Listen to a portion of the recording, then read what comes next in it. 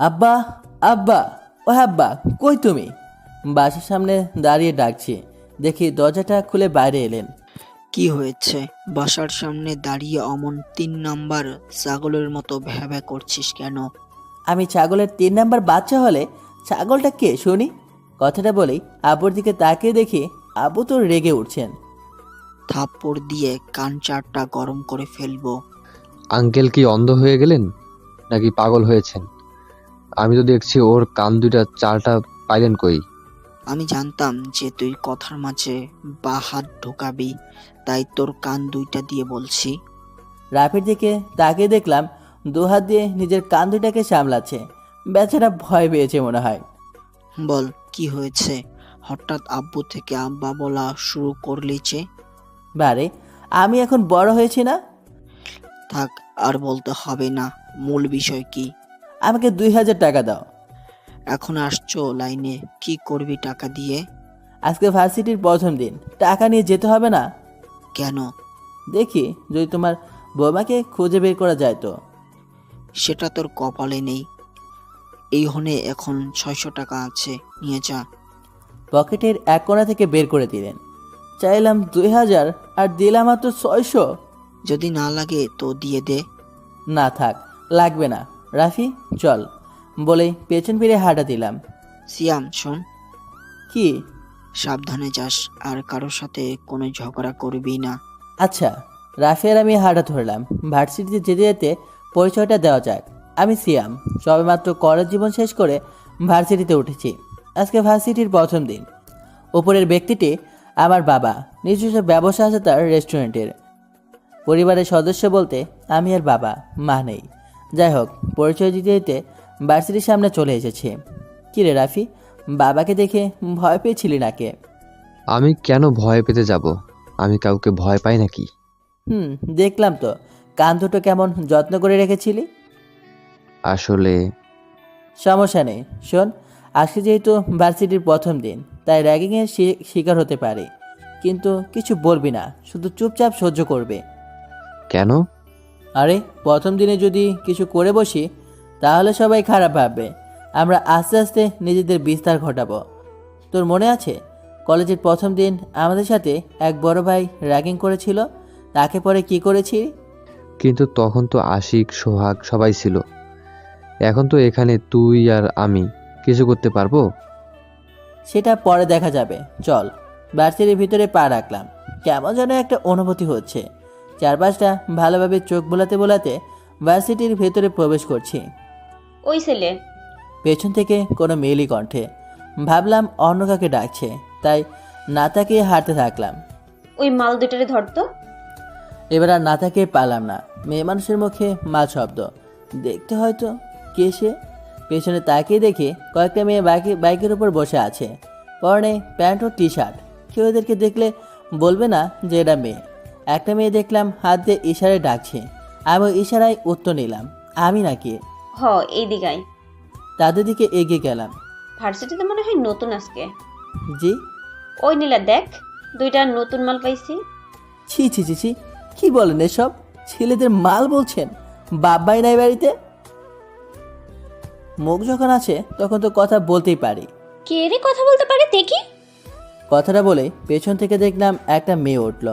শুয়েছিল এতক্ষণ বাইকে। মনে হয় নীলা বলে যাকে একটু আগে ডাক দিল এই সে।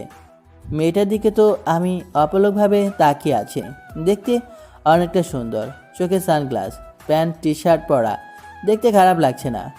ঠোঁটে দেখলাম একটা কাটি আছে, পুরাই গন্ডি টাইপের। এই ছেলে, নাম কি তোর?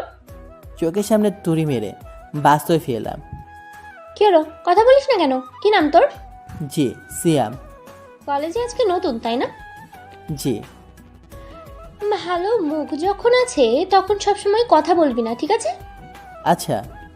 কি আছে, সরি বল। আমি আর কিছু না ভেবে সরি বলে দিলাম। আমি যে এখনো একইভাবে তাকিয়ে আছি ওর দিকে। শোন, সবসময় সম্মান দিয়ে কথা বলবি, ঠিক আছে? এখন যা। আমি আর কিছু না বলে রাফিকে নিয়ে হাঁটা দিলাম। কি রে সিয়াম, তুই কিছু বললি না? মেয়েটাকে অনেক ভালো লেগেছে রে, তাই আর কিছু বলিনি। আর শোন, আজকে থেকে সবসময় চুপচাপ থাকবো। ভার্সিটিতে আমাদের দুজনকে নতুন করে কোনো পাওয়ার তৈরি করা লাগবে না। আচ্ছা, দেখা যাবে। বেঁচে গেছো, তোমাদের সাথে কিছু করেনি। মানে বুঝলাম না। মেয়েটা বেশি সুবিধার না, ভার্সিটির প্রফেসরের মেয়ে। আমি যেদিন প্রথম এসেছিলাম আমাকে তো পুরো ভার্সিটির সামনে 10 বার কান্দের উঠবোস করিয়েছিল। কেন? তারা রেগিং করার সময় আমি একটু ভাব নিতে গেছিলাম, তাই আর কি। যাই হোক, আমি আরিফ। আমি সিয়াম আর ও রাফি। ওহ, লেটস ফ্রেন্ড। হুম। চলো ক্লাসে যাওয়া যাক। যথাসম্ভব মেয়েটার কাছ থেকে দূরে দূরে থেকো। কি বলো? আমি তো সোজা প্রেম করব। আমার কথাটা শুনে দেখলাম আরিফ আমার দিকে কেমন অবাক দৃষ্টিতে তাকালো। কি হলো? তাকিয়ে আছো কেন? তোমার জীবনটা ভাই তেজপাতা হয়ে যাবে। সেটা পরে দেখব। ক্লাসে যাই চলো। প্রথম দিন হিসাবে খারাপ কাটলো না। ভার্সিটি শেষে বাসায় চলে এলাম। সকালে ঘুম থেকে উঠে ফ্রেশ হয়ে ভার্সিটিতে যাওয়ার জন্য রেডি হচ্ছি। মাথা চুলে এক গাদা সরিষার তেল নিয়ে একপাশে চুলগুলো ফেলিয়ে আয়নায় নিজেকে নিজের দিকে তাকিয়ে দেখি কেমন যেন ইনোসেন্ট লাগছে। কি রে, আয়নার সামনে অতক্ষণ দাঁড়িয়ে কি দেখছিস? নতুন করে কোনো রূপ গজাবে নাকি এই বয়সে? পেছন থেকে আব্বু বলে উঠলেন। কথাটা শুনে ঘুরে দাঁড়ালাম। এই, এটাকে? জোরে চিৎকার দিয়ে উঠলেন। মনে হয় ভূত দেখছেন। কি হলো, ভূত দেখলে নাকি? আমার ছেলে কই, আর আপনি কে? আব্বু ফাজলামি করো না তো। ফাজলামি মানে? বাবা, তুই ঠিক আছিস তো? কোনো ভূতে ধরেনি তো আবার? কি যে বলো না আব্বু, আর এমনভাবে কথা বলছো কেন? তোমার আবার কিছু হলো না তো? আমার আবার কি হবে? না চুলে জেলের জায়গায় তেল, আর চুলগুলো মোরগের চুটি থেকে পানিতে তলিয়ে যাওয়া ধারের মতো করে রেখেছিস কেন? সকাল করে তোমাকে আমার প্রশংসা করা লাগবে না। ভার্সিটিতে যাব, সেই জন্য রেডি হচ্ছিলাম। বুঝলাম না, কিন্তু এত ভদ্রভাবে কোনো মেয়ে মানুষের হাতে চড় থাপ্পড় খাসনি তো? কোনো মেয়ের সাহস আছে যে তোমার ছেলেকে থাপ্পড় মারবে? ও আচ্ছা, তাই নাকি? হ্যাঁ, 1000 টাকা দাও, ভার্সিটিতে যাব। একটা মেয়েকে পছন্দ হয়েছে, দেখি তোমার বৌমা বানানো যায় কিনা। কালকে না 600 দিলাম, আবার 6 দিন যাবে তারপর। থুর থাকো, দেরি হয়ে যাচ্ছে বলে এই বাসা থেকে বেরিয়ে গেলাম। রাস্তার মাথায় আসতেই দেখি রাফি দাঁড়িয়ে আছে। কি রে সিয়াম, তোকে এমন দেখাচ্ছে কেন? আর মাথায় তেল, চরটর হলো নাকি আবার? আরে না, কিছুই হয়নি, চল। ভার্সিটির গেট দিয়ে ভেতরে ঢুকছি। দেখি নীলা ও তার বান্ধবীরা কালকে সে জায়গায় দাঁড়িয়ে আছে। নীলার দিকে তাকিয়ে থেকেই ভেতরে হাঁটছি। কথাটা শুনে প্রচুর রাগ করতেছে ছেলেটার ওপর। কি সুন্দর নীলার দিকে তাকিয়ে থেকে কত চিন্তা করছিলাম, আর ও কিনা মুডটাই নষ্ট করে দিল। ওই এদিকে আয়। কথাটা বলেই আরিফ চলে গেল। ধীরে ধীরে নীলাদের গ্রুপের কাছে গিয়ে দাঁড়ালাম। আরে এটা কালকে সেই নতুন না যে মুখের উপর কথা বলছিল? আচ্ছা থাম, আমি কথা বলছি। অনেকক্ষণ ধরেই লক্ষ্য করছি, গেট দিয়ে আসার সময় আমাদের দিকে একভাবে তাকিয়ে আছিস। সমস্যা কি তোর? কই কিছু না তো। আর মাথায় এসব কি? কেন, আপনার চোখ নেই, দেখতে পাচ্ছেন না? আবার মুখের উপরে কথা বলে? দেখে তো মনে হয় তেলের বোতল ধরে মাথায় নিয়েছিস। আমার সামনে এত ভদ্রতা দেখাতে হবে না, কালকে থেকে যেন মাথায় আর তেল না দেখি। আমার মাথায় আমার চোর, আমি তেল দিব কি না দিব সেটা আমার ইচ্ছা। আপনি কথা বলার কে? আমার মুখের উপরে কথা বললে হাত পা ভেঙে রাস্তায় বসিয়ে দেব। আমার কলারটা ধরে ওর মুখের কাছে নিয়ে, আমার তো হার্টবিট বেড়ে চলেছে। ওর মুখ থেকে মাত্র কয়েকটা ইঞ্চি দূরে আমার মুখ। একভাবে তাকিয়ে আছি ওর ঠোঁটের দিকে। ও কথা বলছে আর আমি তাকিয়ে তাকিয়ে দেখছি। নিজেকে আর ধরে রাখতে পারলাম না। আলতো করে ওর ঠোঁটের সাথে আমার ঠোঁট মিলিয়ে একটা চুমন দিয়ে দিলাম। নীলা নিজেকে সারানোর জন্য আমাকে জোরে ধাক্কা দিল, যার ফলস্বরূপ চোখ সামলাতে না পেরে পেছনে পড়ে গেলাম। ওর বান্ধবীরা দেখি আমার দিকে চোখ বড় বড় করে তাকিয়ে আছে। নীলার দিকে তাকিয়ে দেখলাম চোখগুলো কেমন যেন রাগে লাল হয়ে উঠেছে। রাফি আমার পাশে দাঁড়িয়ে আমার হাতটা ধরে টানছে। রাফির হাত ধরে উঠে পড়লাম। নীলা দেখি বাইক থেকে নেমে আমার দিকে এগিয়ে আসছে। রাফি পালা, কথাটা বলেই ক্লাসের দিকে দিলাম বোধর। আমাকে আর পাইকে ক্লাসের ভিতরে পেছনে ছিটে এক কোনায় ঘাপটি মেরে বসে আছি। জানালাতে দেখি নীলা ও তার বান্ধবীরা ক্লাসের দিকে আসে। আমার তো ভয়ে হাঁটু হাত পা সব কাঁপাকাঁপি শুরু হয়ে গেছে। নীলা ক্লাসের সামনে আসার আগে স্যার ক্লাসে আসলেন। নীলা দেখি দরজার সামনে দাঁড়িয়ে আছে। নীলা, তুমি এখানে কি চাও? কিছু না স্যার, দেখতে আসছিলাম নতুন কারা কারা ভর্তি হয়েছে।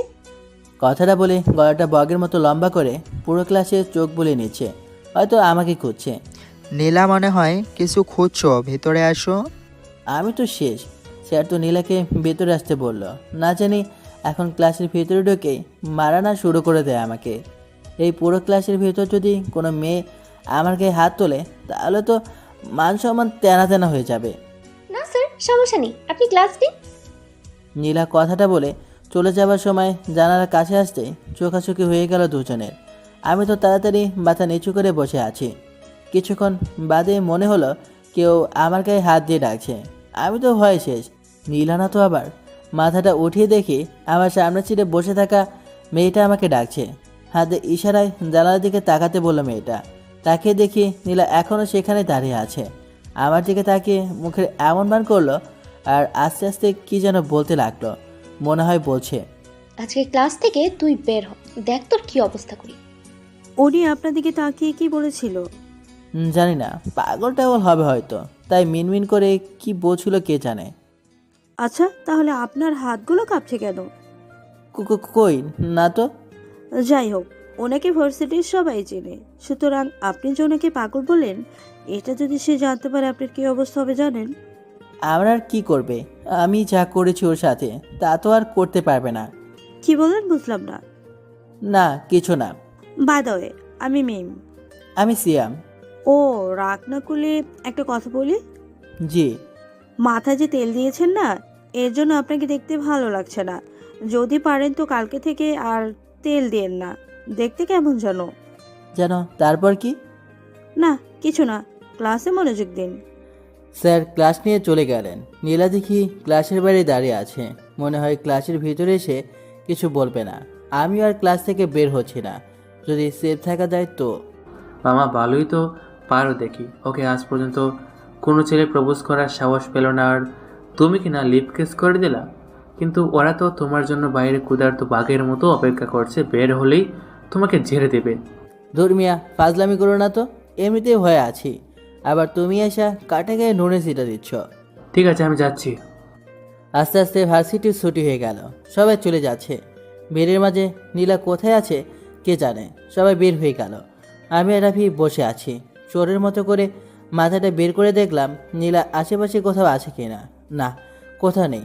আমি আর রাফি হাঁটছি। লিপকেস যখন দিলি তখন ভয় করেনি, এখন চোরের মতো করে হাঁটতে হচ্ছে। আরে তখন আমার কোনো হুঁশ ছিল না, কী করেছি নিজেরও খেয়াল নেই। চারপাশটা ভালোভাবে খেয়াল করে চল, বলা যায় না কোথা থেকে এসে হাজির হয়ে যায়।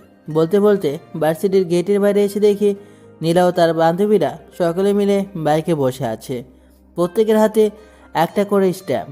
আমি তো খালি ভাবছি সবাই মিলে যদি আমার মতো নিষ্পাপ শিশুর ওপর হামলা করে, আমি তার মনে হয় বাসার মতো অবস্থায় থাকবো না। ওই শালারে ধর। রাফি পালা বলে দুজনে এলোপাথারি দৌড় শুরু করেছি। পেছন থেকে শুনতে পেলাম নীলা বলছে, কালকে ভার্সিটিতে আসলে পা ভেঙে দিব। আমি তো বাড়িতে এসে সোজা খাটির উপর কাঁথা মুড়ি দিয়ে শুয়ে পড়েছি। বলে কি কালকে গেলে পা ভেঙে দেবে? আমার কি মাথা খারাপ না পেট খারাপ? আমি তো কয়েকদিন ভার্সিটিতে যাওয়া তো দূরে থাক, ভার্সিটির মুখও দেখবো না। সেই যে ভার্সিটি থেকে এসেছি আর 3 দিন হয়ে গেল, আর ভার্সিটিতেই যাইনি। রুমে বসে আছি আর শুয়ে শুয়ে টিভি দেখছি। সেই ফিলিংস, কোনো কাজ নেই, শুধু টিভি দেখা আর খাওয়া। কি নবাব চাঁদ, বিছানায় শুয়ে শুয়ে টিভি দেখা হচ্ছে, ভার্সিটিতে যাবি না? ধুর, কি যে বলো না, আমি কি এখনো স্কুলে পড়ি নাকি যে রোজ রোজ যেতে হবে? তা ঠিক, কিন্তু বিষয়টা সেটা না। কিন্তু তুই তো সহজে আর স্কুল বা কলেজ বাদ দিতি না। এখন কি মনে করে বাড়িতে বসে নিশ্চিন্তে টিভি দেখছিস? কারোর সাথে আবার কোনো ঝগড়া করিসনি তো? আমি কি এখনো ছোট আছি নাকি যে ঝগড়া করতে যাব? ঠিক আছে, তাহলে ভার্সিটিতে যা, এখনো অনেক সময় আছে। ভার্সিটিতে? কিন্তু কেন? তো বাড়িতে বসে কি করবি? যদি না যাস তো আমার সাথে রেস্টুরেন্টে চল। পারবো না। পারবি না মানে?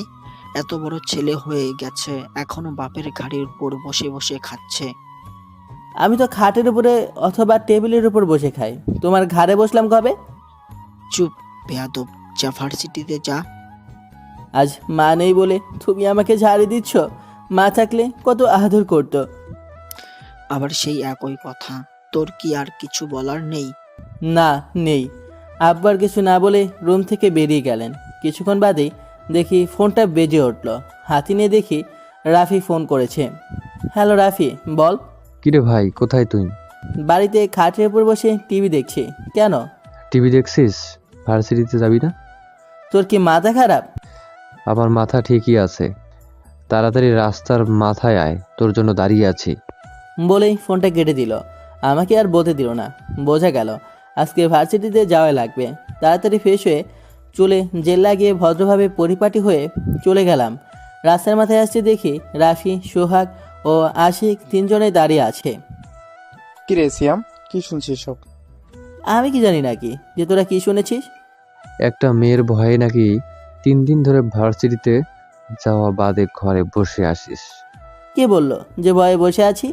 আসলে মেয়েটাকে যেভাবে কিসটা দিয়েছিলাম বলা যায় না। ভার্সিটিতে গেলে ও আবার কিস দেওয়ার জন্য পাগল হয়ে না যায়। তা সেই কিসটা কি স্টাম্প দিয়ে? রাফি বলার সাথে সাথেই সবাই হেসে উঠল। চুপ, চল ভার্সিটিতে, দেরি হয়ে যাবে। আশিক আর সোহাগ চলে গেল। আমি আর রাফি গেটে ঢোকার সময় দেখি নীলা বাইকের উপর বসে আছে। আজকে তার আশেপাশে কোনো বান্ধবীও নাই। ওইদিকে আর না তাকিয়ে মাথা নিচু করে জোরে জোরে হাঁটছি। আই সিয়াম, এদিকে আয়। কথাটা শুনে কেমন যেন হার্টবিট বাড়তে শুরু করেছে। আমি ওর কথায় কোনো কান্না দিয়ে হাঁটতে থাকলাম। এই, আসবি নাকি আমি আসবো? আমি আপনার কাছে আসবো না, পারলে আপনি আসুন বলে ক্লাসের দিকে হাঁটতে থাকলাম। জানি ক্লাসে গেলে কিছু করবে না। নীলা দেখলাম বাইকটা নিয়ে আমার সামনে এসে দাঁড়ালো। আমি তো ভয়ে শেষ, না জানি কি বলে। যাই বলুক, আমি কি ভীত নাকি? আমিও দেখে নেব কি করতে পারে। আমার পথ আটকালেন কেন? পথ আটকালাম কেন? এই 3 দিন কই ছিলি? বলেই কলারটা ধরতে গেল। আবার কি মনে করে যেন ধরলো না। হয়তো ভাবছে যদি আবারও কিস করে দিই। বাড়িতে ছিলাম। কেন? আবার বলে কেন? তোর জন্য আমার কত বড় ক্ষতি হয়েছে জানিস? আমি আবার আপনার কি ক্ষতি করলাম? হ্যাঁ, কি করিসনি তাই বল। সেদিন তুই আমাকে কিস করেছিস, তা ভার্সিটির সবাই জেনে গেছে আর আমাকে নিয়ে হাসাহাসি করছে। তো আমি কি করব? আপনি আমার কলার ধরছিলেন কেন? চুপ, বেশি কথা বলবি না। এখন তুই পুরো ভার্সিটির সামনে দাঁড়িয়ে কান ধরে 10 বার উঠবস করবি, তাহলে আবার সবাই আমাকে নিয়ে হাসাহাসি করা বন্ধ করবে। মা আমার বাড়ির আবদার নাকি আপনি বলবেন আর আমি কান ধরে উঠবস করব? চুপ, বেশি কথা বলবি না। তোকে ভার্সিটি থেকে বের করে দেবো। হতে পারে আপনার বাবা ভার্সিটির প্রফেসর, তাই বলে যা খুশি তাই করবেন সেটা হতে পারে না। দেখি আপনি কি করতে পারেন। কথাটা বলার পরে দেখলাম নীলা চলে গেল। এই যা, আবার সত্যি সত্যি ওর বাবাকে বলে দেবে না তো? যদি বলে দেয় আর আমাকে সত্যি বের করে দেয় তখন কি করব? একটু বেশি বলে ফেললাম না তো? থুর, দেখা যাক কি করে। যদি বের করে দিতে যায় তো আন্দোলন করবো, দরকার পড়লে অনশন করবো, গেটের বাইরে বসে থাকবো, সুযোগ পেলে খাওয়া ছাড়বো না। সিয়াম, মনে হয় না তুই একটু বেশি বলে ফেলছিস? আমারও তাই মনে হয়। কিন্তু তুই বল, কলেজ জীবনে যেখানে সবাই আমাদের সালাম দিত, ভার্সিটিতে এসে মাত্র একটা মেয়েকে দেখেই ভয় পাবো। 2 দিন তো চুপচাপ ভদ্রভাবে ছিলাম, তাই বলে একেবারে চুপ হয়ে যাব নাকি? ক্লাসে চল। এক নাগারে কথাগুলো বললাম। রাফি দেখলাম আমার দিকে হা হয়ে তাকিয়ে আছে। ওভাবে তাকিয়ে আছিস কেন? নে ভাই, ধর, পানি খা। বুঝছি অনেক সাহস হয়ে গেছে তোর। আগে তোর পা দুইটা সামলিয়ে নে। পায়ের দিকে তাকিয়ে দেখি পাটা কেমন যেন মাইকেল জ্যাকসনের মতো নাচতেছে। লে হালুয়া, আমার পা কি ভয় কাঁপছে নাকি? সে যাই হোক, হতে পারে খুশিতে নাচানাচি করতেছে। ক্লাসের ভিতরে ঢুকবো এমন সময় মনে হলো কেউ আমার পেছন থেকে শার্ট ধরেছে। মাথাটা ঘুরিয়ে দেখতে যাব, তার আগেই ধরে টানতে টানতে মাঠের মাঝখানে নিয়ে এলো। তাকে দেখি ভার্সিটির প্রায় অর্ধশত ছাত্রছাত্রী আমার চারপাশ দিয়ে গোল করে দাঁড়িয়ে আছে, আর আমার সামনে নীরা। এটা কি ধরনের অসভ্যতামি? আপনি আমাকে এভাবে ধরে আনলেন কেন? দেখ, তোকে শেষবারের মতো আর একটা সুযোগ দিচ্ছি। এখনই সবার সামনে কান ধরে 10 বার উঠবস করবি, তাহলে তোকে ভার্সিটি থেকে যেতে হবে না। আর যদি না করি তো তাহলে কি করবেন? দেখ, আমাকে রাগাবি না। আবারও কলারটা ধরে মুখের কাছে নিয়ে গেল। সুযোগ আর ছাড়েকে, যদি কান ধরে উঠবস করতে হয় তাহলে আরেকবার লিপকিন্স কেন নয়? যা বাবা সেই কাজ করে দিলাম। আবার সেদিনের মতো করে আরও একটা। নীলা আবারও আমাকে ধাক্কা দিয়ে সরে গেল। সবাই আমাদের দিকে তাকিয়ে রয়েছে দেখলাম। নীলা সবার দিকে তাকিয়ে দেখলাম দৌড়ে চলে গেল। ভিড়ের ভেতর থেকে কয়েকটা ছেলে আমার দিকে এগিয়ে এলো। আমার তো ভয় লাগছে, আবার মারবে না তো? ভাই, আপনাকেই তো খুঁজছে বাংলাদেশ, না মানে আমাদের ভার্সিটি। আপনাকে বলল কান ধরতে, আর আপনি কিনা সোজা কিস করে দিলেন। ভয় নেই ভাই, যদি আপনাকে ভার্সিটি থেকে বের করে দিতে চাই তাহলে আমরা সবাই আপনার পক্ষ থেকে আন্দোলন শুরু করব। তাতেও যদি না মানে তো আপনি অনশন শুরু করে দিবেন। আমি একা।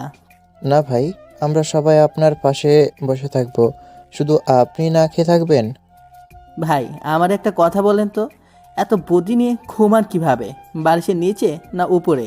ভাই, বালিশ হয়তো থাকে না মাথার তলে। যাই হোক, আজকে আর আপনার ভার্সিটিতে থাকা ঠিক হবে না, আপনি বাড়িতে চলে যান। কি আর করার, দেখলাম মানে চলে যাওয়া ভালো, যদি আবার প্রফেসর চলে আসে। বাসা আসার পর ফ্রেশ হয়ে নিজের রুমে বসে আছি আর ভাবছি আজকের দিনের কথা। না জানি নীলার কি অবস্থা। এত মানুষের সামনে ওকে কিস করেছি, বেচারি আবার বাসায় গিয়ে কেঁদে কেঁদে বালিশ ভিজাচ্ছে না তো? ভিজালে আমার কি? আমাকে কান ধরে উঠবস করাবে, সাহস কত বড়! যাই হোক, কোনো রকম দিনটা পার করলাম। রাতে শুয়ে আছি আর ভাবছি কালকে ভার্সিটিতে যাব কি যাব না। সকাল হোক, তারপর ভেবেচিন্তে দেখা যাবে। সকালে ঘুম থেকে উঠে ফ্রেশ হয়ে রেডি হয়ে রাফিকে ফোন দিলাম। কি রে রাফি, কই তুই? বাড়িতে। ভার্সিটিতে যাবি না? শালা, কালকে কি করেছিস মনে নেই? আবার আজকে ভার্সিটিতে যাবি? যা হবার হয়েছে, কি করবে সেটা পরে চিন্তা। রাস্তার মাথায় দাঁড়িয়ে আছে, তাড়াতাড়ি আয়। ঠিক আছে, আমি আসছি। বলেই রাফি ফোন কেটে দিল। তারপর দুজনে মিলে ভার্সিটিতে এসে দেখি পরিবেশটা কেমন যেন শান্ত মনে হচ্ছে। নীলাকে আজ সে জায়গায় দেখলাম না যেখানে প্রতিদিন দাঁড়িয়ে থাকে। যাই হোক, দুজনে মিলে ভেতরে ঢুকতেই কালকে সেই কয়েকটা ছেলে আমাকে ঘিরে ধরল। বুঝতে পারছি না আমাকে এত সম্মান দেওয়ার কী আছে, নাকি এরা সবাই নীলার র্যাগিংয়ের শিকার ছিল, সেই জন্য আমাকে সঙ্গ দিচ্ছে। ভাই কেমন আছেন? ভালো। কালকে রাতে ঘুমাইতে পারছেন তো? কেন? না, ভাবলাম ভয়ে আবার রাতে ঘুমাইতে পারছেন কিনা। যাই হোক, আমি নিলয়। নিলয়, তোমার কি মনে হয় আমি সামান্য একটা মেয়েকে দেখে ভয় পাবো? আরে ভার্সিটি থেকে বের করে দেখুক না, পুরো ভার্সিটিতে আগুন লাগিয়ে দেব। কিন্তু তার জন্য প্রচুর তেল লাগবে, আর তেল কেনার জন্য টাকা লাগবে। শুধু শুধু টাকাগুলো নষ্ট করার কি দরকার? ঠিক বলেছ, ভাবার বিষয়। যাই হোক, ক্লাসে চলো। ক্লাসে বসে আছি আর ভাবছি ভার্সিটি থেকে কি বের করে দিবি নাকি আবার। স্যার ক্লাসে আসলেন, ক্লাস নিচ্ছেন আর মাঝে মাঝে আমার দিকে তাকাচ্ছেন। বুঝতে পারছি না, ভয় করছে যদি আবার কিছু বলে। স্যার ক্লাস শেষ করে বেরিয়ে গেলেন, তেমন কিছু বললেন না।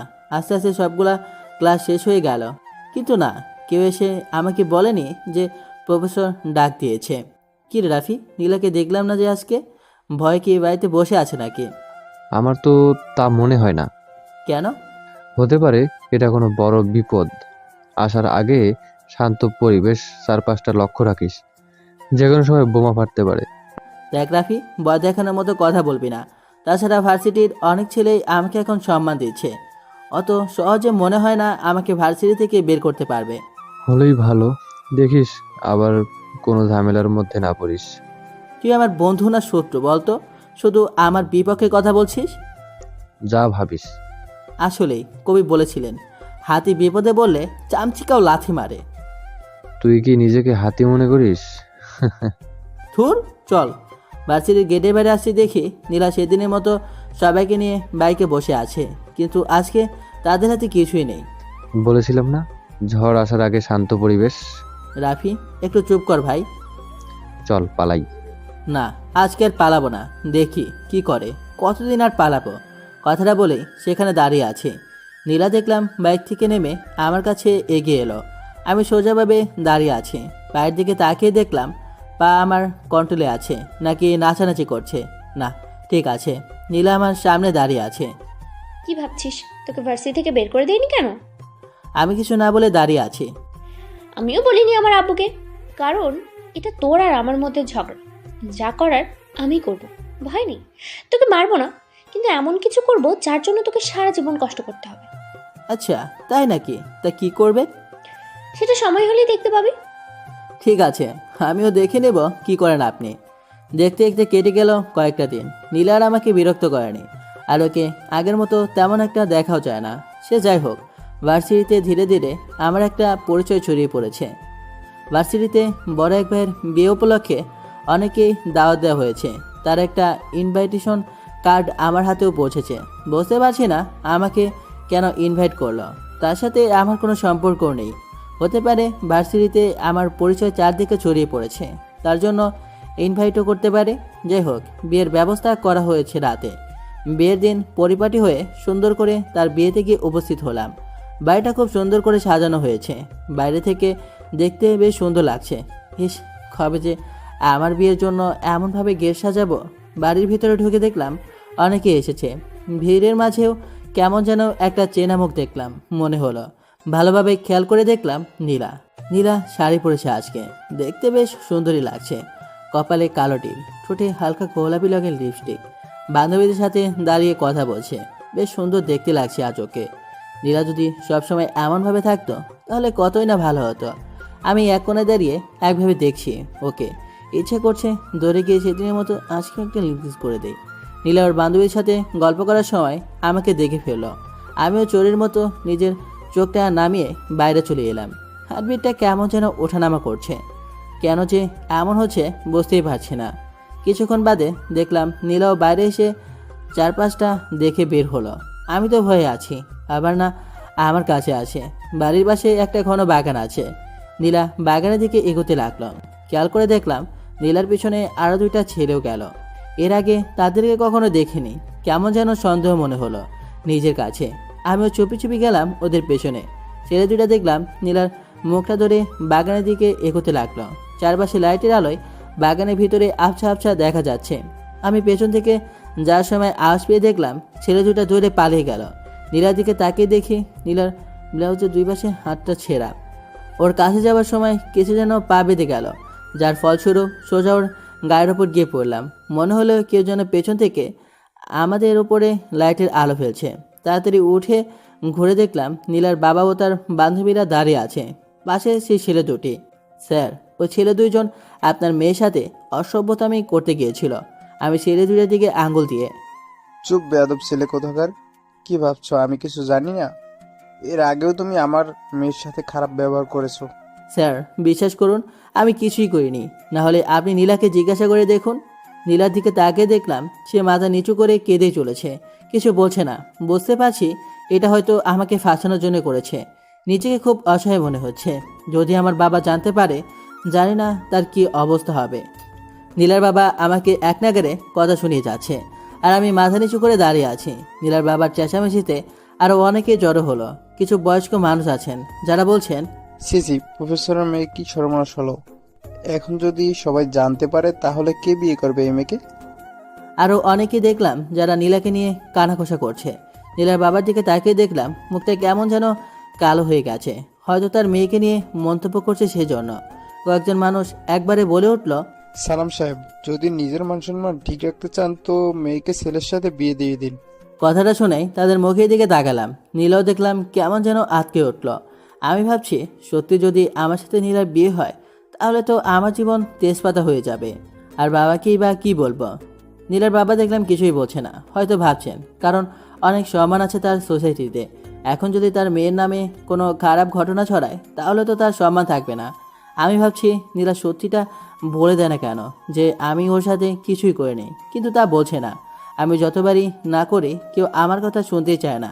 শেষমেশ এক প্রকার জোর করে নীলার সাথে আমার রাতেই বিয়ে দিয়ে দিল। আমি তো এখন শুধু আমার ভবিষ্যৎ নিয়ে ভাবছি। বলা যায় না, হয়তো নীলার মনে এটাই ছিল আমাকে বিয়ে করার। না হলে সেদিন বলেছিল কেন আমাকে সারা জীবন কষ্ট পেতে হবে। বিয়ের পর ভার্সিটির সেই বড় ভাইয়ের সাথে আমাদেরও বিদায় দেওয়া হলো।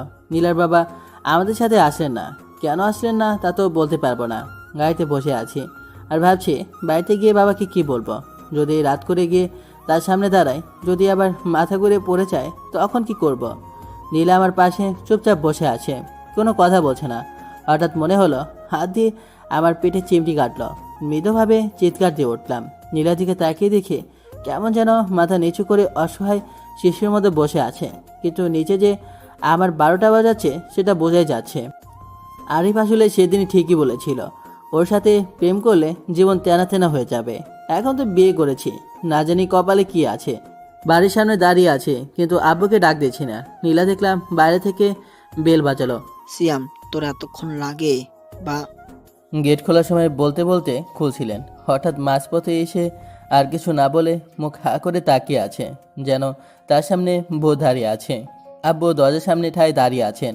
অমনি নীলা নিচু হয়ে আব্বুর পাশ সালাম করলেন। আমি তো দেখে নিজেও হা হয়ে আছি, তাহলে সেও নিচু হতে পারে? সিয়াম, কে এই মেয়ে? আসলে আব্বু, আমি না কিছু বলতেই পারছি না, মুখ দিয়ে যেন বেরিয়ে হতে চাচ্ছে না কথাটা। আমরা দুজনে মিলে বিয়ে করছি। নীলা এমনভাবে বলল যেন বিয়েটা ওর কাছে স্বাভাবিক ব্যাপার। বুঝলাম, কিন্তু সিয়াম তো কোনো মেয়ের সাথে প্রেম করতো না, তাহলে তুমি কে? এই সেরেছে, নীলা আবার বলে দিবে না তো যে আমি নাকি ওর সাথে খারাপ ব্যবহার করেছি? আসলে আমি ওকে না করেছিলাম কাউকে কিছু না বলতে, কারণ যদি জানাজানি হয়ে যায় তাহলে সমস্যা না।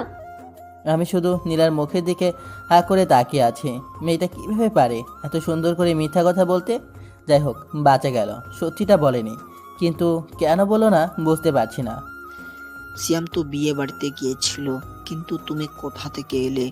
আসলে বিয়েটা আমারই ছিল, আমি সিয়ামকে বলেছিলাম যেতে, আর সুযোগ বুঝে দুজনে পালিয়ে চলে এসেছি।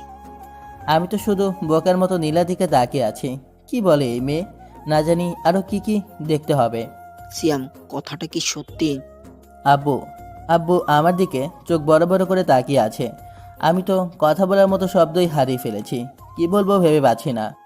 কি হলো, কথা বলছিস না কেন? বল, নাহলে কিন্তু আমি বলতে বাধ্য হব যে তুই আমার ইজ্জত নষ্ট করে চেয়েছিস। নীলা আমার কানের কাছে মুখ নিয়ে বলল। আমি নীলার মুখের দিকে তাকালাম, একটা হাসি দিয়ে মুখ ঘুরিয়ে নিল নীলা। জানি না হাসির অন্তরালে কি ছিল। সিয়াম, জি ও যা বললো কথা কি সত্যি? জি আব্বু। আব্বু আব্বু দেখি আমার মুখের দিকে তাকিয়ে আছে। আমি তো ভয়ে আছি, না জানি আবার বাড়ি থেকে বের করে দেয় কিনা। হঠাৎ দেখি আব্বু হেসে উঠলেন হা হা করে। বুঝতে পারছি না আব্বু আবার পাগল টাগল হয়ে গেল নাকি। সাব্বাস, এতদিনে একটা ভালো কাজ করেছিস। অন্তত তোর জন্য হলেও এখন বাড়ির একজনের হাতের রান্না খেতে পারবো। বলে আমাকে জড়িয়ে ধরলো। আমি তো মনে মনে বলছি, হাতের রান্না না কচু খেতে পারবা। ওর মতো একটা মেয়ে চোলা কিভাবে দড়াতে হয় তাই জানে নাকি কে বলবে। বাইরে দাঁড়িয়ে কেন, ভেতরে আয়। আব্বু আমাদের দুজনের হাত ধরে। তুই যে আজকে বিয়ে করবি, আমাকে আগে থেকে বললে তোদের রুমটা সুন্দর করে গুছিয়ে সাজিয়ে রাখতাম। আমি যদি জানতাম যে আজকে আমার বিয়ে হবে তাহলে তো বাড়ি থেকে বের হতাম না। সিয়াম, তুই একটু বৌমাকে নিয়ে ছাদে যা, আমি রুমটা গুছিয়ে দিচ্ছি। না বাবা, তার কোনো দরকার পড়বে না। কেন পড়বে না? ঠিক আছে, তাহলে সিয়াম একাই ছাদে যাক, আমি আপনাকে সাহায্য করছি। আমি তো বারবার অবাক হচ্ছি নীলার আচরণে। একটা মানুষ কিভাবে এত পরিবর্তন হতে পারে। দেখলাম এখানে না থাকাই ভালো। ছাদে উঠে দাঁড়িয়ে আছি। রাফিকে একটা ফোন দিয়ে দেখি কি করতেছে। হ্যালো। কিরে সিয়াম, এত রাতে ফোন দিলি, কি হয়েছে? দোস্ত, আমি তো শেষ। মানে কি হয়েছে তোর? আমি কিছু না বলে চুপ করে দাঁড়িয়ে আছি। কি হলো, কথা বলছিস না কেন? কি হয়েছে তোর? আমি না বিয়ে খাইতে গিয়ে বিয়ে করে ফেলেছি। কি কি বলছিস তুই? মাথা ঠিক আছে তোর? আর বিয়ে করে ফেলেছিস মানে? কোথায় এখন তুই? বাড়িতে। বাড়িতে? হুম। 1 মিনিট পুরো ঘটনাটা খুলে বলবি কি হয়েছিল। তারপর রাফিকে পুরো ঘটনা খুলে বললাম। আমার কথা শুনে দেখি রাফি ওপাশ থেকে হাহা করে হাসির আওয়াজ আসছে। দেখ রাফি, হাসবি না, টেনশনে আছি। বলেছিলাম না, বড় বিপদ অপেক্ষা করছে। তো শালা এখন কি করব? কি আর করবি, আজকে তো তোদের বাসর রাত, যা ঘরে যা। বাসরাত, কে জানে আজকে আমার জীবনে শেষ রাত হতে পারে। ছাদে দাঁড়িয়ে কার সাথে কথা বলা হচ্ছে? আমি তাড়াতাড়ি ফোনটা রেখে পিছনে ঘুরে দাঁড়ালাম। কেউ না, রাফির সাথে কথা বলছিলাম। ও, যা ঘরে যা, বৌমা তোর জন্য অপেক্ষা করছে। আমি তো দাঁড়িয়ে আছি, ঘরে যাবার কোনো ইচ্ছে আমার নেই। ঘরে গিয়ে কি মরবো নাকি? কি হলো, যা। যাচ্ছি। রুমে এসে দেখি নীলা খাটের উপরে টান টান হয়ে শুয়ে আছে। কি বলবে, আজকে আমাদের বাসরাত। আমিও খাটের দিকে এগিয়ে গিয়ে যে শুতে যাব অমনি নীলা বলে উঠল, খাটের উপরে আসবি না বলে দিলাম, নিচে শুয়ে পড়। নিচে কেন? তাছাড়া এটা আমার বাড়ি, ঠিক আছে? আমি যা বলবো তাই। আচ্ছা, তাই নাকি? বলবো নাকি তোর বাবাকে? সে যেন বললেন, সমস্যা নেই, আমি নিচেই শুয়ে পড়বো। বিছানা বিছিয়ে নিচে শুয়ে পড়লাম। আমার মতো মনে হয় আর কেউ নেই যে বাসর রাতে বউকে কাটে রেখে নিজেই নিচে শুয়ে থাকে। সকালে কেউ মনে হলো আমাকে ধরে পানির ভেতরে চোবাচ্ছে। তাড়াতাড়ি ঘুম থেকে উঠে দেখি নীলা বালতি হাতে করে দাঁড়িয়ে আছে। নিজের দিকে তাকিয়ে দেখলাম আমার সমস্ত শরীর ভিজে গেছে। আপনি আমার গায়ে পানি মারলেন কেন? অমন পড়ে পড়ে ঘুমাচ্ছিস দেখলাম, উঠলি না তাই। আপনি চাইলে আমাকে ডাক দিতে পারতেন, পানি মারার কি দরকার ছিল? চুপ, বেশি কথা বলবি না, নাহলে কিন্তু বলে দেবো। বিছানা ভিজে গেছে, চ বাথরুমে গিয়ে ধুয়ে দে, আমি ভার্সিটি যাচ্ছি। বলেই বালতিটা রেখে হনহন করে বেরিয়ে গেল। আমি তো এখনও হয়ে বসে আছি। এই সকাল করে জামা কাপড়গুলো ধুয়ে দিতে হবে। এই মেয়ে তো দেখি আমার জীবনটা পরে তেজপাতা বানিয়ে ছাড়বে। জামা কাপড়গুলো ধুয়ে ছাদে মেলে দিচ্ছি। ভাগ্য ভালো যে আব্বু আজকে সকালে রেস্টুরেন্টে চলে গিয়েছিল, না হলে যে জবাব দিতে হতো সকাল করে জামা কাপড় বিছানা ধুয়ে দিচ্ছে কেন। অবশ্য না বললে হয়তো অন্য কিছু অনুমান করতো। রুমে এসে দেখি ভার্সিটিতে যাবার মতো সময় এখনও আছে। তাড়াতাড়ি রেডি হয়ে ভার্সিটিতে চলে গেলাম।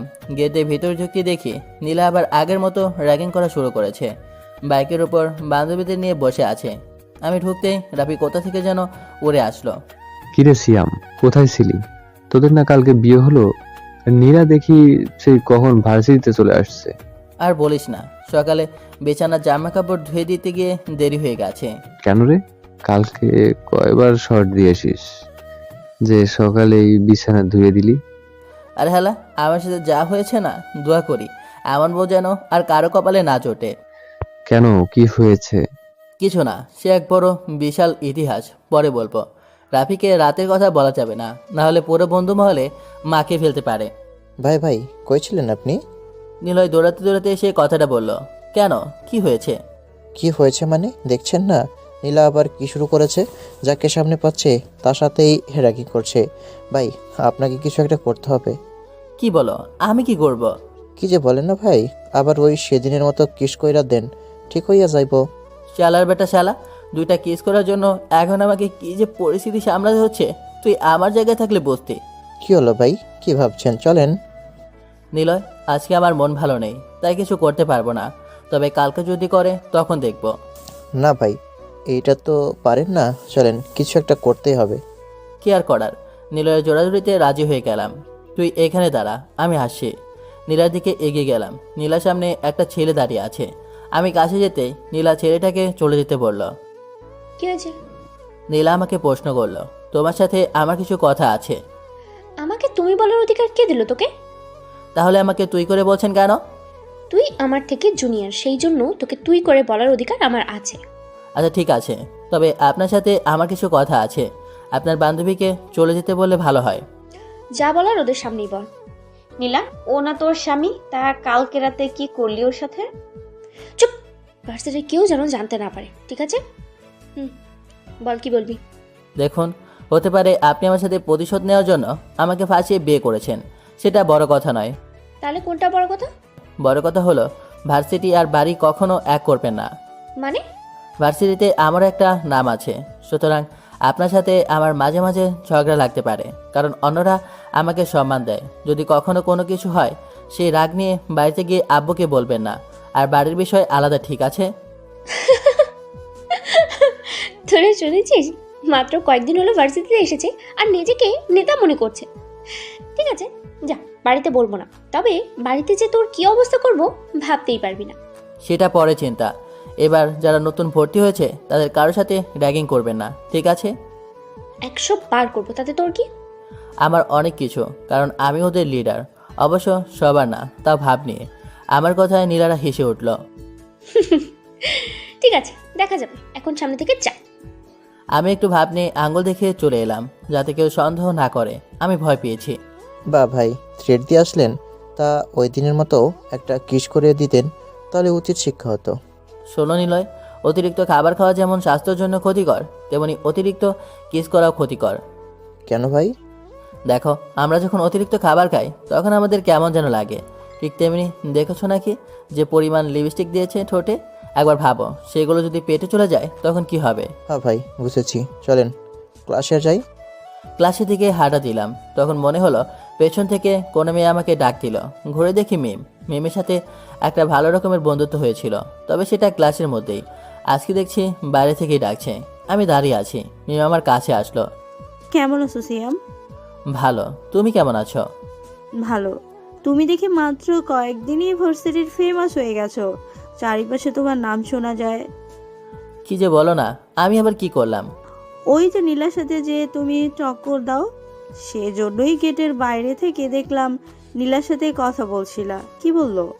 ওইসব পাগল ছাগলের কথা বাদ দাও তো, একটু জোরেই বললাম যাতে নীলা শুনতে পারে। খেয়াল করে দেখলাম নীলা আমার দিকে তাকালো। এখনো বুঝতে পারেনি মনে হয় যে আমি ওকে বলেছি। আসতে বলো, নীলা শুনতে পাবে। ফিতনি ডাইনি কটকটির কথা শুনতে পেলেই কি আমি ভয় পাই নাকি ওকে? নীলার দিকে তাকিয়ে বললাম। নীলাকে দেখলাম আমার দিকে তাকিয়ে কটমট করছে, হয়তো বুঝতে পেরেছে। চুপ, ক্লাসে চলো তো। মিম আমার হাত ধরে টান দিল।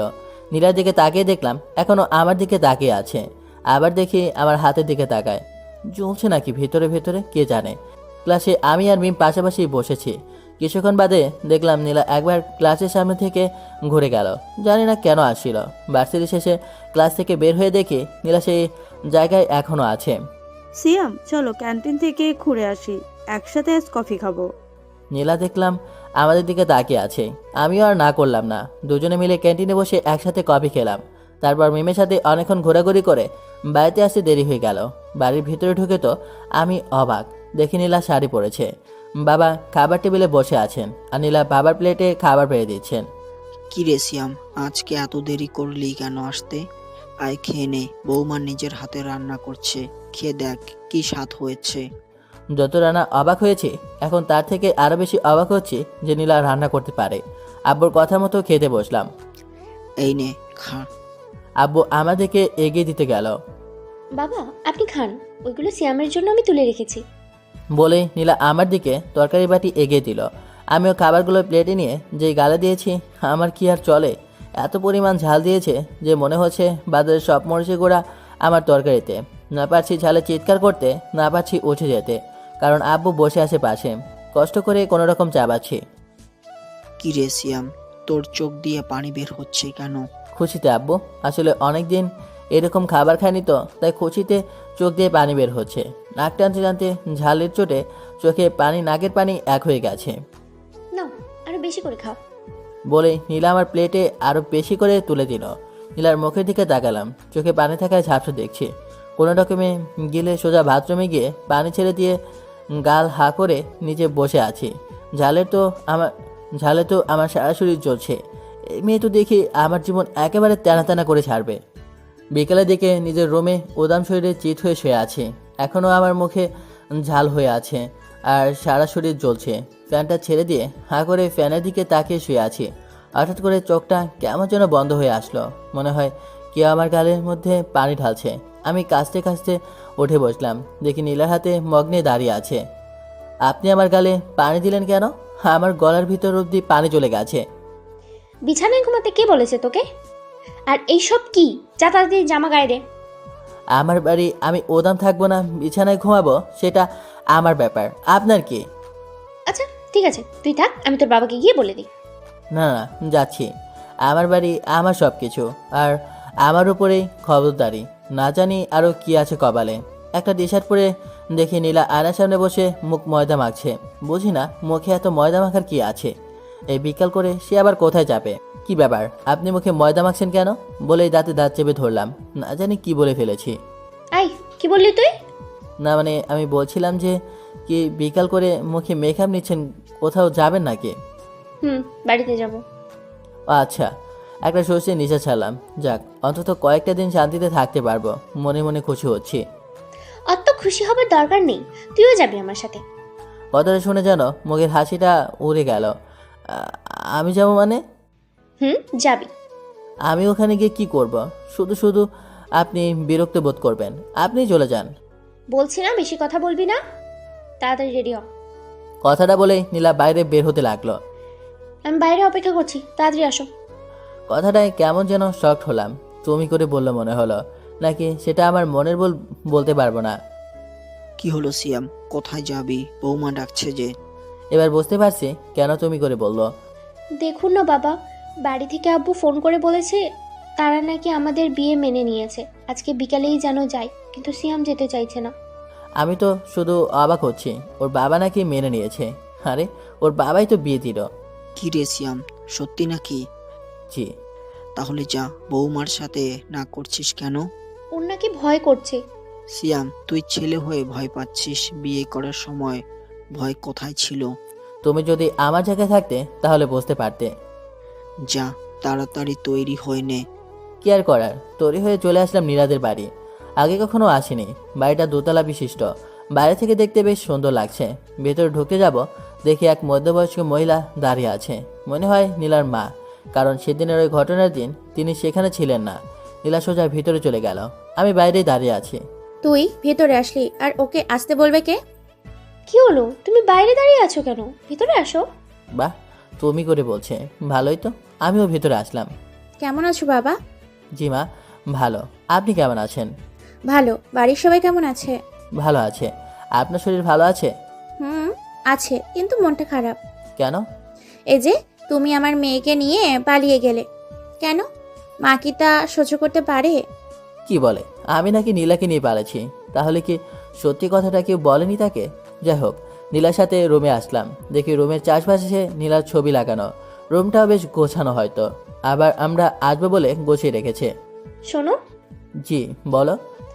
অত ন্যাকামি করা লাগবে না, আমার মা এসব কিছুই জানে না, জানলে সমস্যা আছে। সুতরাং সবার সামনে আমাকে আপনি করে বলবি না, ঠিক আছে? একেবারে স্বামী স্ত্রীর মতো আচরণ করবি, তাই বলে লটর পটর চলবে না কিন্তু, ঠিক আছে? মাথা নাড়িয়ে সায় দিলাম। রাতে সবাই মিলে খেতে বসেছি। নীলার মা, থুর, কখন থেকে নীলার মা বলছি, সে তো আমার শাশুড়ি। টেবিলে খেতে বসেছি, আমার সামনে নীলা। খাবারের স্বাদটা এত সুন্দর যে আনন্দে চোখ দিয়ে পানি বের হচ্ছে। কি হলো বাবা, কাঁদছো কেন? আসলে এমন খাবার অনেকদিন খায় না, আমার মায়ের মতনই হয়েছে। কেন বাবা, তোমার মা রান্না করে না আর? আমি চুপ করে আছি, বুঝতে পারছি সে কিছুই জানে না আমার সম্পর্কে। কি হলো বললে না? আসলে আমার মা নেই বলে চুপ করে মাথা নিচু করে বসে আছি। চোখের পানিগুলো প্লেটের পাশ দিয়ে টেবিলের উপর পড়ছে।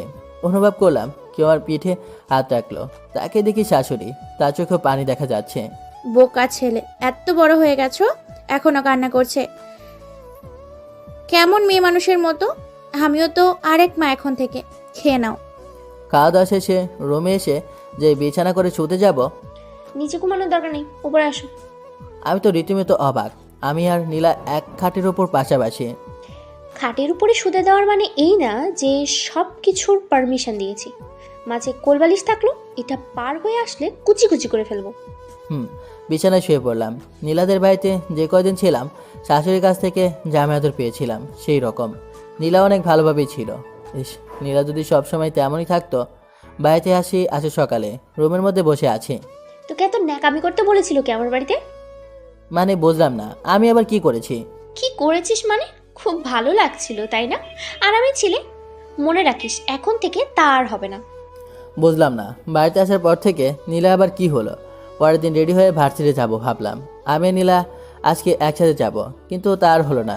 নীলা ওর বান্ধবীদের সাথে বাইকে করে আগে চলে গেল। ভার্সিটি খেতে ঢুকতেই নিলয় দৌড়ে এসে হাজির। কি হয়েছে নিলয়? ভাই, আপনি আসছেন, দেখেন নীলা কি করছে। দেখলাম চুলের সাথে চুইংগাম লাগিয়ে দিয়েছে। ভাই, এর একটা কিছু করতে হবে। ঠিক আছে, তবে তার জন্য তোমাকে একটা কাজ করতে হবে। কি কাজ ভাই বলেন? ওদের উস্কে দিতে হবে যাতে ওরা তোমাকে দৌড়ানি দেয়। কি বলেন ভাই, আপনি বাঘের সামনে খাবার বানাতে চাচ্ছেন? কিছুই হবে না, যাও। নীলয় জানি না কি বললো, নীলাদের দেখলাম সবাই মিলে ওকে দৌড়ানি দিচ্ছে। আমিও সুযোগ বোধে ওদের বাইকের চারপাশে চুইংগাম লাগিয়ে দিলাম। এমনভাবে লাগিয়েছি যে যাতে কেউ দেখতে না পারে। আমিও সেখানে দাঁড়াইনি, বাড়িতে চলে আসলাম। কিছুক্ষণ বাদে দেখলাম নীলাও চলে আসে। জামা কাপড়ে চুইংগাম লেগে আছে, চোখে মুখে রাগ ও বিরক্তির ছাপ। আমার দিকে কেমন করে যেন তাকিয়ে দরজাটা বন্ধ করে দিল। আমার দিকে এগিয়ে আসে। তাহলে কি নীলা জেনে গেছে চুইংগাম কে লাগিয়েছে? না জানি কপালে আসে কি আছে। নীলা আমার কাছে এগিয়ে আসে। আমি তো ভয়ে ভিজা বিড়ালের মতো চুপসে আছি। না জানি কপালে আসে কি আছে। কি ব্যাপার? আপনি আমার দিকে এইভাবে আছেন কেন?